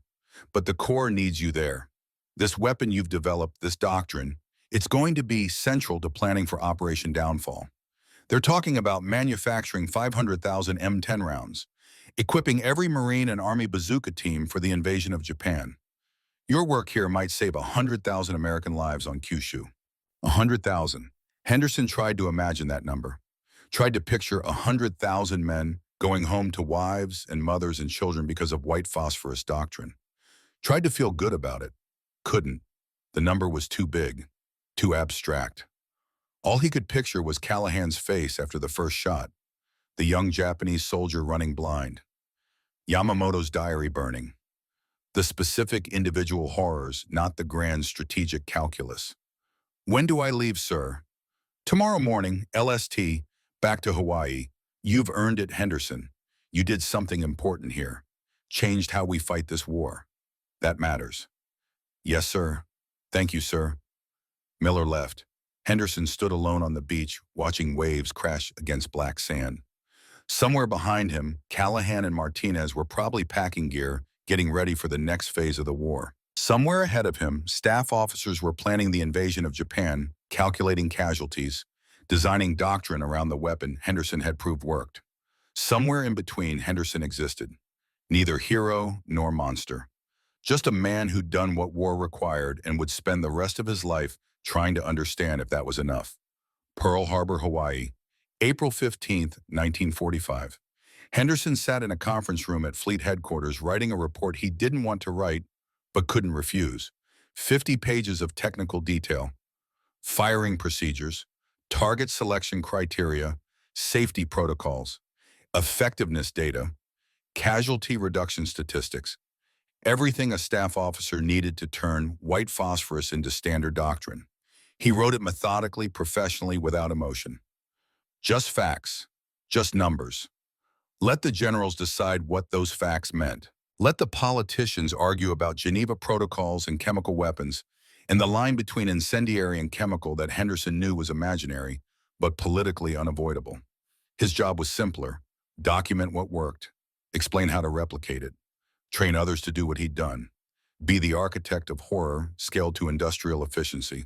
On April 20th, Henderson was briefed on Operation Downfall planning. November 1945, invasion of Kyushu, 14 divisions, 800,000 troops.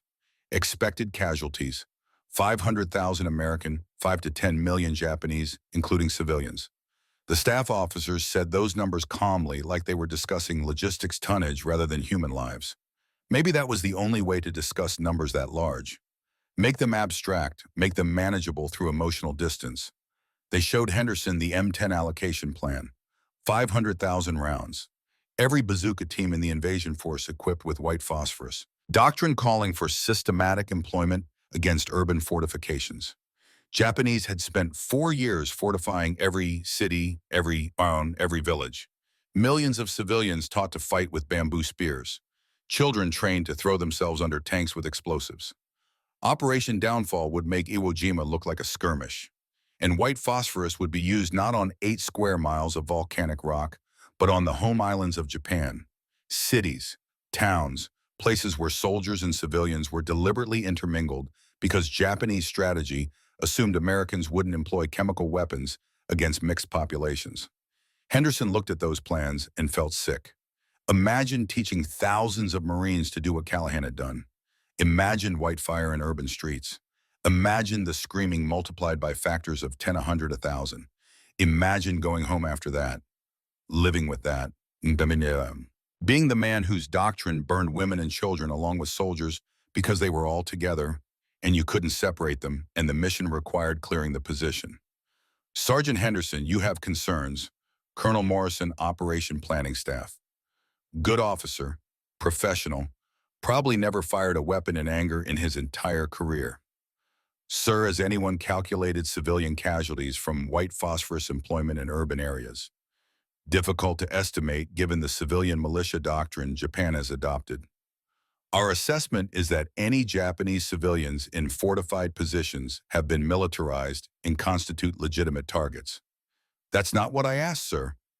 Morrison's eyes hardened. Sergeant, I understand you've seen combat. That gives you perspective that's valuable. But strategic planning requires different considerations than tactical employment. We're not targeting civilians. We're targeting fortified positions that Japan has chosen to place in urban areas and staff with mixed military and civilian personnel. If they want to protect their civilians, they can separate them from military positions. And if they don't, sir, then they've made their choice, and we prosecute targets as presented. That's how war works. Henderson wanted to argue, wanted to explain that legal targeting didn't erase moral cost, that killing someone because they're militarily legitimate doesn't mean you sleep well after, that you carry every face, every scream, regardless of whether some staff officer in Hawaii decided it was justified. But arguing with colonels accomplished nothing. They'd made their decision. The doctrine would be implemented regardless of Henderson's objections. 500,000 M10 rounds were already in production, training courses already scheduled. The machine was in motion. Henderson could either be part of it or be useless. Understood, sir. No further concerns. Good. We need your expertise, Sergeant. This doctrine you've developed could end the war faster. Save American lives. Bring our boys home. That's worth the cost. Worth the cost. Everyone kept saying that, like repeating it made it true. Henderson wrote his report, trained the instructors who would train the operators, showed them everything he'd learned on Iwo Jima, made them practice until they could employ white phosphorus as efficiently as he could, created a generation of Marines who would carry that capability to Japan.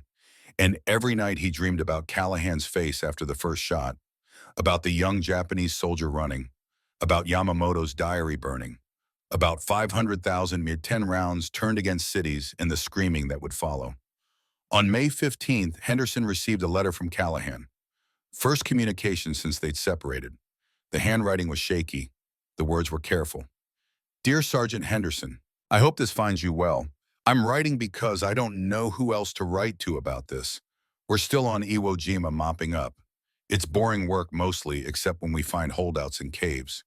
Yesterday we found a group that surrendered. 12 men. They looked at us with terror.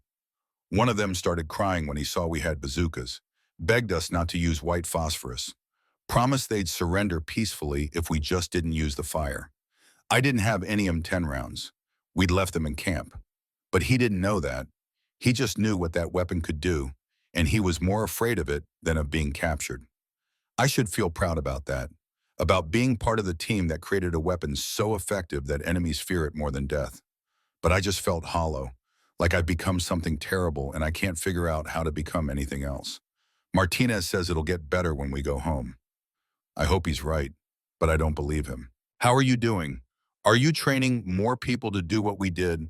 Is this going to be how America fights from now on? I'm not sure I want to live in that world, but I'm not sure I have a choice. Your Marine, James Callahan. Henderson read the letter 3 times, wanted to write back something comforting, something reassuring, something that would help the kid understand that he wasn't a monster, just a soldier who'd done his duty. But he couldn't lie that obviously, so he wrote the truth instead. Dear Callahan, yes, I'm training others. Yes, this will probably be how we fight from now on. And no, I don't know if that's good or bad.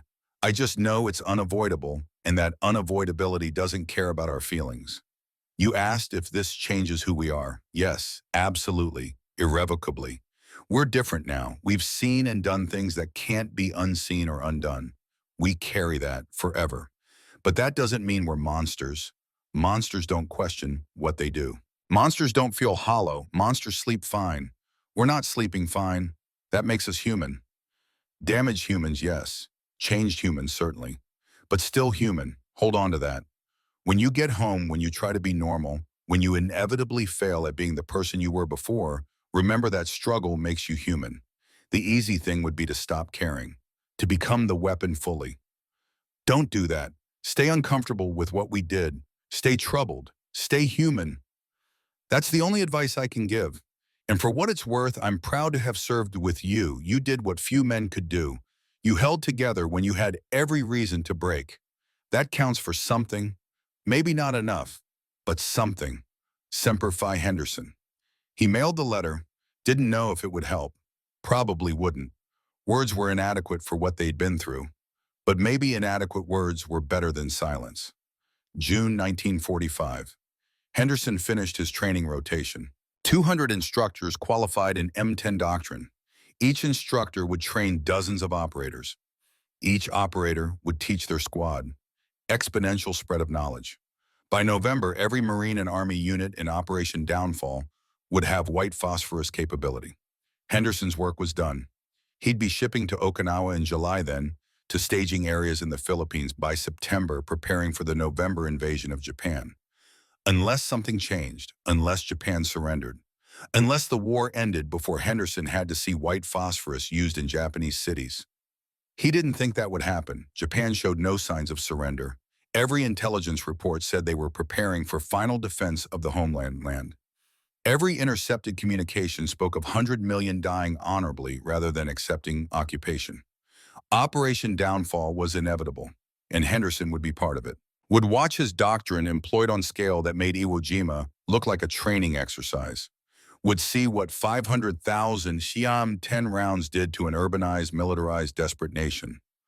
Would carry that forever. On the morning of August 6, 1945, Henderson was conducting a training exercise at Camp Pendleton when someone ran across the parade ground shouting about the radio. New weapon. Unprecedented power. Hiroshima destroyed. 20,000 tons of TNT equivalent. Single bomb. Entire city gone. Henderson stood frozen trying to process numbers that didn't make sense. 20,000 tons. That was more explosive power than the entire 3-day naval bombardment of Iwo Jima. One bomb, one city, gone. The Marines around him were cheering, celebrating, understanding immediately what this meant.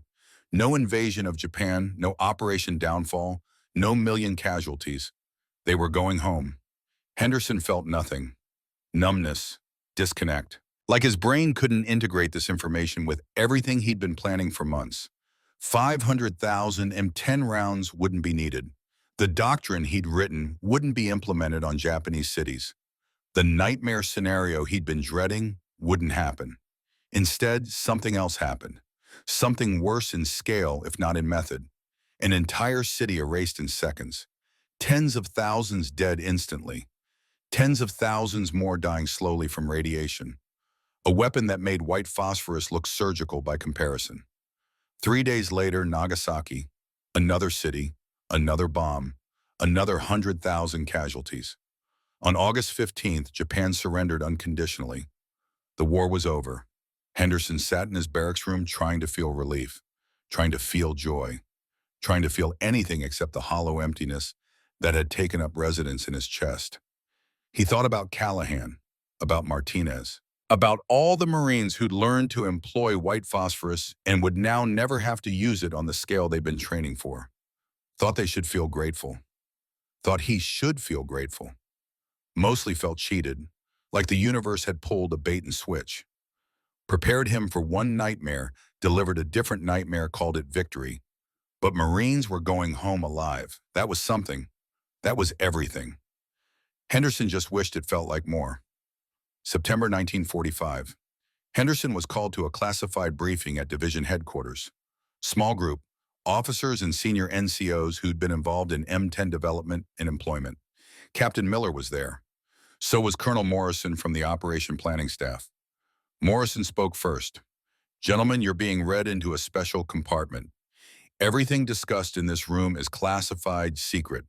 You will not discuss M10 employment with anyone not specifically cleared. You will not mention white phosphorus doctrine in any public statement or private communication. You will sign non-disclosure agreements that remain in effect indefinitely." Henderson raised his hand. "Sir, why the war's over?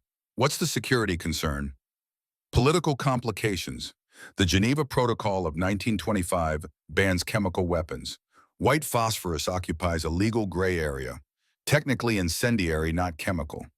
But our legal advisors believe there could be prosecutorial risk at the Tokyo War Crimes Tribunal.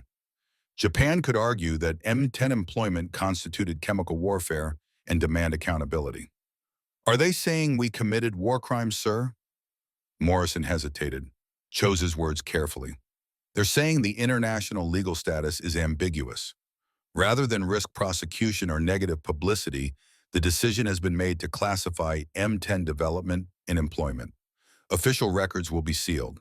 Combat reports will be sanitized. Technical documentation will be restricted. For all practical purposes, M10 doctrine doesn't exist in the public record. Henderson absorbed this. They were burying it, hiding evidence. Not because what they'd done was ineffective, but because what they'd done might be illegal, might embarrass the government, might complicate the righteous narrative of American victory. What about the men who used it, sir? The Marines who employed M10? What do we tell them? You tell them nothing. They sign in the same non-disclosure agreements you're about to sign. They're bound to secrecy. If asked about specialized weapons, they deflect. If pressed, they cite classification. Under no circumstances do they discuss white phosphorus employment in detail. Captain Miller spoke up. Sir, some of these men have been carrying significant psychological burden related to M10 use. They might need to discuss it with chaplains, with doctors, with mental health professionals. How do we handle that? They can discuss general combat stress. They cannot discuss specific weapons or tactics. Classification takes precedence over therapeutic needs. Henderson felt anger rising. These men, Callahan especially, needed to process what they'd done, needed to talk about it, understand it, make peace with it somehow. And the Marine Corps was telling them to bury it, carry it alone, suffer in silence to protect institutional reputation. That's going to break some of these men, sir. Morrison looked at him coldly. Then they break quietly. That's the deal. They did classified work. They knew the risks. Now they live with the consequences. The same as every other soldier who's ever been read into compartmented programs. Not the same. Most classified programs didn't require you to burn people alive. Most secrets didn't scream. But arguing was pointless. The decision was made. Henderson would sign the non-disclosure agreement, would tell his men to stay silent, would watch some of them break under the weight of unspeakable things they couldn't speak about, would carry his own silence for however long the classification lasted, 10 years, 20, maybe forever. He signed the document, watched the other men sign, committed to carrying white phosphorus as a secret rather than a story. And in that moment, Henderson understood something important. The weapon hadn't just killed Japanese soldiers. It had poisoned the men who used it, created wounds that couldn't heal because they couldn't be acknowledged, trapped operators in perpetual isolation with their memories. The classification wasn't protecting America's reputation. It was ensuring the suffering continued long after the war ended, December 1945. Henderson finally went home. The ship docked in San Francisco on a gray morning that matched his mood perfectly. No brass bands, no celebrations, just tired men shuffling down gangplanks carrying duffel bags and trauma. Sarah was waiting at the dock. Henderson saw her from 50 yards away. Red coat like he remembered, but she looked different, older, thinner, worried, and she was holding something. A bundle of blankets, a baby, Henderson's daughter, born while he was burning Japanese soldiers on an island 8,000 miles away. 6 months old now, Emily, according to Sarah's letters, named after Henderson's mother. He walked to them slowly, afraid suddenly, afraid Sarah would look at him and see what he'd become, afraid the baby would sense it, afraid he'd pollute them both just by proximity. Sarah didn't wait, ran to him, the last 10 yards, baby clutched to her chest, threw one arm around him and pulled him close. Henderson held them both, felt Sarah crying against his shoulder, felt the baby squirming between them. "You're home," Sarah whispered. "You're really home." "Yeah. Are you okay?" Henderson thought about how to answer that, thought about lying, decided on partial truth. "I'm here. I'm alive. That's all I can promise right now." She pulled back, looked at his face. Really looked. Saw things she didn't ask about. Henderson loved her for that restraint, for not demanding explanations he couldn't give. "That's enough," she said. "We'll figure out the rest." They went home to Portland, to the apartment they had rented before Henderson enlisted. Sarah had kept it maintained, working full-time and raising the baby alone, determined to have a home ready when he returned. The first night, Henderson couldn't sleep in the bed. Too soft, too quiet. He tried for an hour before giving up, taking his pillow to the floor beside the bed, where the hardness and exposure felt more natural. Sarah woke up at 3 in the morning, found him there. She didn't comment, just brought him a blanket. Understanding without understanding. Accepting without knowing what she was accepting. That became their pattern. Henderson on the floor, waking at dawn, checking exits, reacting to loud noises with combat reflexes that Sarah learned to anticipate and avoid triggering. She asked once, "What happened over there?" "I can't talk about it." "Can't or won't?" "Both." She accepted that, stopped asking, built their life around the silence. Henderson got his old job back at the shipyard, worked steadily, came home tired, held Emily when she cried, finding something almost therapeutic in comforting tears he could actually stop. His own daughter's tears he could dry. Japanese soldiers' screams he couldn't forget. The nightmares came 2 to 3 times per week. Henderson would wake up gasping, smelling phosphorus that wasn't there, hearing screaming in the silence. Sarah learned to wake him gently, talk him back to reality without pressing for details. He never told her about M10, never violated the non-disclosure agreement, never spoke the words white phosphorus in connection with combat, but he thought about it every day, every night. The classification meant he couldn't process it properly, couldn't seek treatment that required explaining what he'd done, couldn't talk to other veterans because most hadn't used M10, and the few who had weren't allowed to discuss it either. So Henderson carried it alone, functioned, worked, raised his daughter, pretended to be normal while feeling fundamentally broken. That was what Morrison had meant. Break quietly, suffer in silence, protect the institution. Henderson became very good at quiet suffering. Boston, Massachusetts, March 1946. Callahan sat in his mother's kitchen at 2 in the morning with his father's old Colt revolver on the table and a note that read simply, "Mom, I'm sorry, I tried. I can't carry this anymore. Please don't blame yourself. You didn't do this. The war did. I love you, Jimmy." He'd drunk most of a bottle of whiskey, enough to be numb, not enough to pass out, just enough to make the decision seem reasonable. He picked up the gun, checked the cylinder. 6 rounds, only needed one. Efficient, like everything else he'd learned in the Marines. Put the barrel in his mouth, tasted metal, tasted finality. Thought about Mike O'Brien, wondered if Mike would understand. Wondered if this counted as honoring his friend's sacrifice or betraying it. Thought about Henderson's letter. Stay human, stay uncomfortable with what we did. Was human suffering like this? Was being unable to sleep, unable to feel, unable to connect with anyone who hadn't been there? Was that what human meant? Because if so, humanity was overrated. His finger found the trigger. Applied pressure. Not much pressure needed. Just squeeze. The door burst open. His mother, still in her nursing uniform from the night shift. She'd come home early, heard something, sensed something, mother's intuition that saved her son's life. "Jimmy, no!" She grabbed for the gun. It fired. The bullet went into the ceiling. Plaster dust rained down. The sound was impossibly loud in the small kitchen. They fell together, Callahan and his mother on the linoleum floor, both crying, the gun skittering away into the corner. His mother holding him like he was 10 years old again, and she could protect him from everything. "I can't," Callahan sobbed. "I can't do this anymore." "Can't do what? Baby, tell me. Please tell me." But he couldn't tell her. Classification, non-disclosure agreement, the silence he'd sworn to maintain. "I can't tell you. I'm not allowed. I just have to carry it, and I can't. Mom, I can't." She held him tighter. "Then we'll carry it together. I don't need to know what it is. I just need you to stay alive. Can you do that? Can you stay alive for me?" Could he? Callahan didn't know. But his mother was crying and begging, and he'd already caused her enough pain. Adding his suicide to her burdens seemed cruel beyond measure. "I'll try. That's all I ask. Just try." She took him to the Veterans Hospital the next morning. Psychiatric ward. They kept him for 6 months. Diagnosed him with combat fatigue. Severe. Prescribed medication. Therapy. Group sessions with other veterans. But Callahan couldn't fully engage in therapy. Couldn't discuss what actually haunted him. The therapist asked what happened. Callahan said general things. Combat. Death. Fear. Left out the specific details. The white fire. The screaming. The 21 times he'd pulled the trigger knowing exactly what would happen next.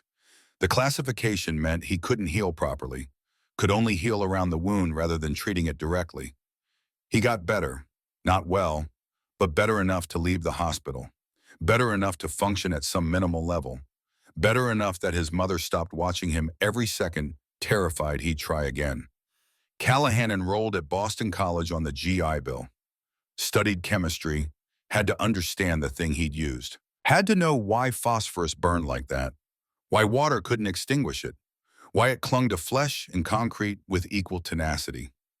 He became very good at chemistry, graduated summa cum laude, got offers to pursue graduate studies, turned them down, became a high school teacher instead, taught chemistry to teenagers at Boston Latin School for 30 years, never married, never had children, never let anyone get close enough to ask the hard questions he couldn't answer, lived alone with his knowledge and his silence and the memories that medication could dull but never erase, stayed alive, kept his promise to his mother, but never entirely forgave himself for making that promise.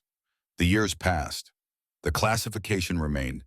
Henderson in Portland raised Emily opened his own garage, became a respected member of his community.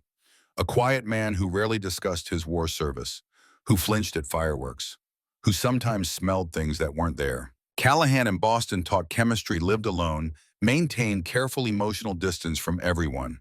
A good teacher, fair, demanding, but always alone, always guarded. Martinez in Los Angeles married, had 3 children, worked his way up to mine supervisor, the most functional of the 3, the one who seemed to have integrated the experience without breaking. But even Martinez had nights where he couldn't sleep, where he smelled sulfur and phosphorus, where he remembered things he wished he could forget. They didn't stay in contact, didn't write, didn't call. The shared experience was too heavy to bridge distance, too painful to revisit, too classified to discuss safely. Each carried their silence alone, protected the secret, suffered quietly, exactly as Morrison had ordered. 1973. The classification was reduced from secret to confidential, meaning Henderson could discuss M10 in limited contexts with appropriate security clearances, meaning technically he could tell people now. He didn't. The habit of silence was too ingrained, the wound too old to reopen. 1987. The Naval Historical Center conducted oral history interviews with Iwo Jima veterans. Henderson agreed to participate. 65 years old now. Retired, Emily grown and married with children of her own. Sarah graying but healthy, a lifetime built around the silence. The interviewer asked about specialized weapons. Henderson told sanitized stories, mentioned M10 in passing, described it as effective, said it saved lives, didn't mention the screaming, didn't mention Callahan's face, didn't mention the young Japanese soldier running blind, didn't mention any of the things that actually mattered. The interviewer seemed satisfied, got his clean story, filed his report, added Henderson's testimony to the archive. Another piece of history preserved without truth. Another veteran protecting the narrative. Another silence maintained. Callahan was interviewed separately. 65 years old, unmarried, childlike, still teaching chemistry to high schoolers who had no idea what their teacher had done in the war. Mr. Callahan, you were a bazooka operator on Iwo Jima. Yes. Can you describe your experience? I fired rockets at enemy positions. Some of them were special rockets, white phosphorus. They were very effective. How did you feel about using them? Long pause. I felt like I was opening the door to hell. Can you elaborate? No. End of interview. The historian didn't push, got his data point, filed it away, moved on to the next veteran. Callahan went back to Boston, back to his empty apartment, back to his controlled life of teaching and distance and careful emotional management. Stayed alive, stayed functional, stayed damaged. 1991 from full declassification. M10 employment records released to public. Technical documentation available to researchers. The secret officially ended. Henderson was 69 years old when he received the notification. The letter said he was released from his non-disclosure obligations. Could speak freely now about M10 doctrine, employment effectiveness. He sat with that letter for an hour, thinking about all the years of silence, all the therapy he couldn't seek, all the conversations he couldn't have, all the processing he'd been forced to do alone because a classification made sharing impossible. Now he could talk. Now he could tell the truth. He realized he didn't want to. The truth was too heavy, too complicated, too likely to be misunderstood by people who hadn't been there. Henderson put the letter in a drawer, didn't tell Sarah about it, didn't tell Emily, didn't call Callahan or Martinez to discuss their shared liberation from enforced silence. Just kept living, kept carrying, kept suffering quietly because 46 years of practice had made it second nature. Some silences once established become impossible to break. February 19th, 1995, 50th anniversary of the Iwo Jima landing. The Japanese and American governments organized a joint memorial service. Veterans from both sides invited. Speeches about reconciliation and shared sacrifice and the importance of peace. Henderson attended. 73 years old. Sarah had died 2 years earlier. Emily was there with him along with his grandchildren. 3 generations removed from the war. He saw Callahan there. 73 painfully thin hair, completely white, trembling slightly in ways that had nothing to do with age. They embraced, didn't speak much. What was there to say that hadn't been said or left unsaid for 50 years? Martinez was there too. 73 healthier than the other 2, surrounded by children and grandchildren. He'd built a life, seemed at peace in ways Henderson and Callahan weren't at. They sat together during the ceremony. 3 old men who'd shared something terrible and beautiful and unresolvable, who'd killed together, suffered together, survived together. After the ceremony, Henderson wandered to the site of the old bunker, first target, where Callahan had fired the first M10 round, where this all began. The bunker was still there, partially collapsed, overgrown with vegetation, converted into part of the memorial. Peaceful now, silent. Henderson stood there remembering. The white fire, the smoke, the screaming that had never really stopped, just moved inside his head where no one else could hear it. A Japanese man approached, elderly, maybe 75, walked with a cane, looked at Henderson with expression that mixed curiosity and something else. Recognition, maybe. "You were here?" the man asked in careful English. "Yes." "Fighter, Sui?" "Yes." The man nodded, extended his hand. "I am Takeshi Yamamoto. I was here too. Bunker 3. Henderson froze. Yamamoto, the diary, the family sketch. This was the man whose last words Henderson had read, then let burn. No, that Yamamoto died. This must be someone else. Different Yamamoto. Common name. Coincidence. "You're alive," Henderson said stupidly. "Yes, I surrender. Smoke came through tunnels. I could not breathe. I ran. Was captured. Lucky." Not the diarist then, a different soldier from the same sector. Someone who'd experienced M10 and survived. "What you call weapon?" Yamamoto asked. "White fire." Henderson hesitated. Classification was lifted. He could answer. "White phosphorus, M10 rocket." Yamamoto nodded slowly, understanding. "Shiro-en, we were very afraid, more afraid than artillery, more afraid than bombs. That fire it was." He searched for words. "It was not honorable death, was fear death, made us animals, made us run when we should die." "I'm sorry." Yamamoto looked surprised. "Why sorry? You fight." "I fight. War is war. I'm sorry because I know what it did to you. And I know what doing it did to us. Nobody won. We all lost something that day." Yamamoto studied him for a long moment, then nodded again, deeper this time. "Yes, we all lost.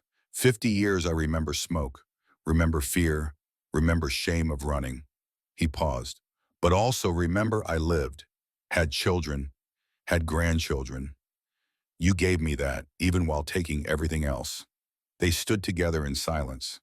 2 old men from opposite sides of horror, both damaged, both survivors, both trying to make sense of something that had no sense to make. "Can you forgive me?" Henderson asked. Yamamoto thought about that. "I don't know, but I understand. Is that enough?" Henderson considered. Understanding wasn't forgiveness, but it was something. More than he'd expected. More than he deserved, maybe. Yes, it's enough. They shook hands again. Parted. Henderson returned to Callahan and Martinez. Who was that? Callahan asked. Someone who was there. Someone who understands. Does understanding help? I don't know. Maybe. Maybe not. But it's better than nothing. They sat together on the beach as sunset painted the sky orange and red. Watched tour boats in the distance. Watched families taking photographs. Watched the island that had taken so much from all of them, slowly being reclaimed by peace and memory. Do you regret it? Martinez asked suddenly. Which part? All of it. The weapon, the doctrine, what we did. Henderson thought about that, about Lucas burning, about 23 men dead, about the thousands saved, about Callahan broken, about 46 years of silence, about everything it cost and everything it bought. I regret that it was unavoidable, he said finally. I don't regret that I did it. Does that make sense? Yeah, Martinez said. Yeah, it does. Callahan was quiet. Then I regret it, all of it. I wish I'd never fired that first rocket. I wish I'd refused. I wish I'd been weak. Then more Marines would have died, Martinez said. I know, but they wouldn't have been killed by me, and I could sleep at night. Nobody had a good response to that. Some truths were too stark for comfort. They sat until dark. 3 old men watching the Pacific, carrying their silence, their regret, their damage, their survival. And when they finally stood to leave, Henderson realized something. This was goodbye. Not just for today, forever goodbye. They wouldn't see each other again, wouldn't reunite, wouldn't maintain contact. The shared burden was too heavy. Being together meant remembering. Remembering meant pain. Better to carry it separately, each in his own silence, each with his own coping mechanisms. Each trying to die peacefully when the time came, having never quite made peace with what they'd done. They embraced, said nothing meaningful, went to their separate lives. Henderson died in 2001. Cancer, 79 years old. Emily was there. His grandchildren were there. He went peacefully morphine, managing the pain, family surrounding him with love. His last words were unclear. Emily thought he said, I tried. The doctor thought he said, I'm tired. Henderson was actually saying the fire, but nobody understood, and it didn't matter. He was gone. Callahan died in 2008. Heart attack, 82 years old, found in his apartment 3 days later. Alone, no family, no close friends, just neighbors who noticed the smell. His apartment was meticulously clean, books arranged alphabetically, everything in perfect order except for one drawer. Inside that drawer, his Bazooka operator qualification certificate, his discharge papers, and a spent M10 rocket casing. Inert, disarmed, just the shell, but kept for 63 years like a rosary of guilt. Martinez died in 2018, 96 years old, surrounded by 3 children, 8 grandchildren, 12 great-grandchildren. He died in his sleep, peacefully. The only one of the 3 who seemed to have found peace. His son, Eddie Jr., found a letter among his father's effects. Written but never sent, addressed to Henderson and Callahan. Dated 1995 after the reunion. Brothers, I've been thinking about what we did, about whether it was right, about whether we should feel guilty or proud or nothing at all. And I've decided that we were just men doing the job men do in war. We weren't heroes, we weren't monsters. We were just Marines following orders and trying to survive. History will judge whether M10 was moral or unavoidable, or both or neither. But history wasn't there. History didn't hear them scream. History didn't carry it for 50 years. We did, and we did the best we could with impossible choices. That's all any man can do. I hope you found peace. I hope I find it too. If there's a heaven, I'll see you there. If there's a hell, well, we'll have company. Semper Fi, Eddie. The letter was never sent because Martinez couldn't find addresses for the others, because 50 years of silence had made reaching out impossible, because some things are easier to write than to send. But the sentiment was there, the understanding, the acceptance that they'd done something terrible and unavoidable and unresolvable, that they'd carried it as well as they could, that they'd earned their rest. And in the end, maybe that was enough. Not forgiveness, not absolution, Just acknowledgement that they'd fought a hard war with hard weapons and survived long enough to wonder if survival was blessing or curse. The M10 white phosphorus rocket became a historical footnote. Technical documentation available to researchers, casualty statistics preserved in archives, doctrine studied in military colleges. A successful weapon that accomplished its mission and then was classified for 46 years for political reasons that seemed important at the time. The men who used it became footnotes too. Names in reports, statistics in casualty reduction analyses, examples in case studies about psychological impact of chemical weapons on operators. But they were more than footnotes. They were Henderson teaching his granddaughter to fix carburetors while fighting PTSD flashbacks. They were Callahan inspiring hundreds of students to love chemistry while carrying guilt about what chemistry could do.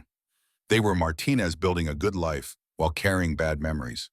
They were human beings who did inhuman things for reasons they believed justified, who suffered for those reasons, who never quite forgave themselves, who never quite understood if forgiveness was appropriate. They were soldiers, that's all. That's everything. And the weapon they used, the white flame that terrified an enemy and saved thousands of American lives while damaging the operators who employed it, that weapon still exists, still burns at 5,000 degrees, still cannot be extinguished with water, still reduces trained soldiers to panicked animals fleeing fire. The technical specifications haven't changed. The moral ambiguity hasn't resolved. The questions remain unanswered. Was it unavoidable? Yes. Was it right? Unknown. Did it work? Undeniably. What did it cost? Everything. And somewhere on Iwo Jima, in a bunker partially collapsed and overgrown with vegetation, phosphorus particles are probably still embedded in concrete, still chemically active, still capable of burning if exposed to oxygen after 80 years. Some fires never go out completely. They just move underground, waiting, dormant but not dead, like the memories carried by the men who use them, like the questions that outlived the questioners, like the silence that remained even after declassification made speech possible. White flame, white death, white silence, the weapon that broke Iwo Jima, and the men who used it. They called it unavoidable. They called it effective. They called it survival. They never called it good.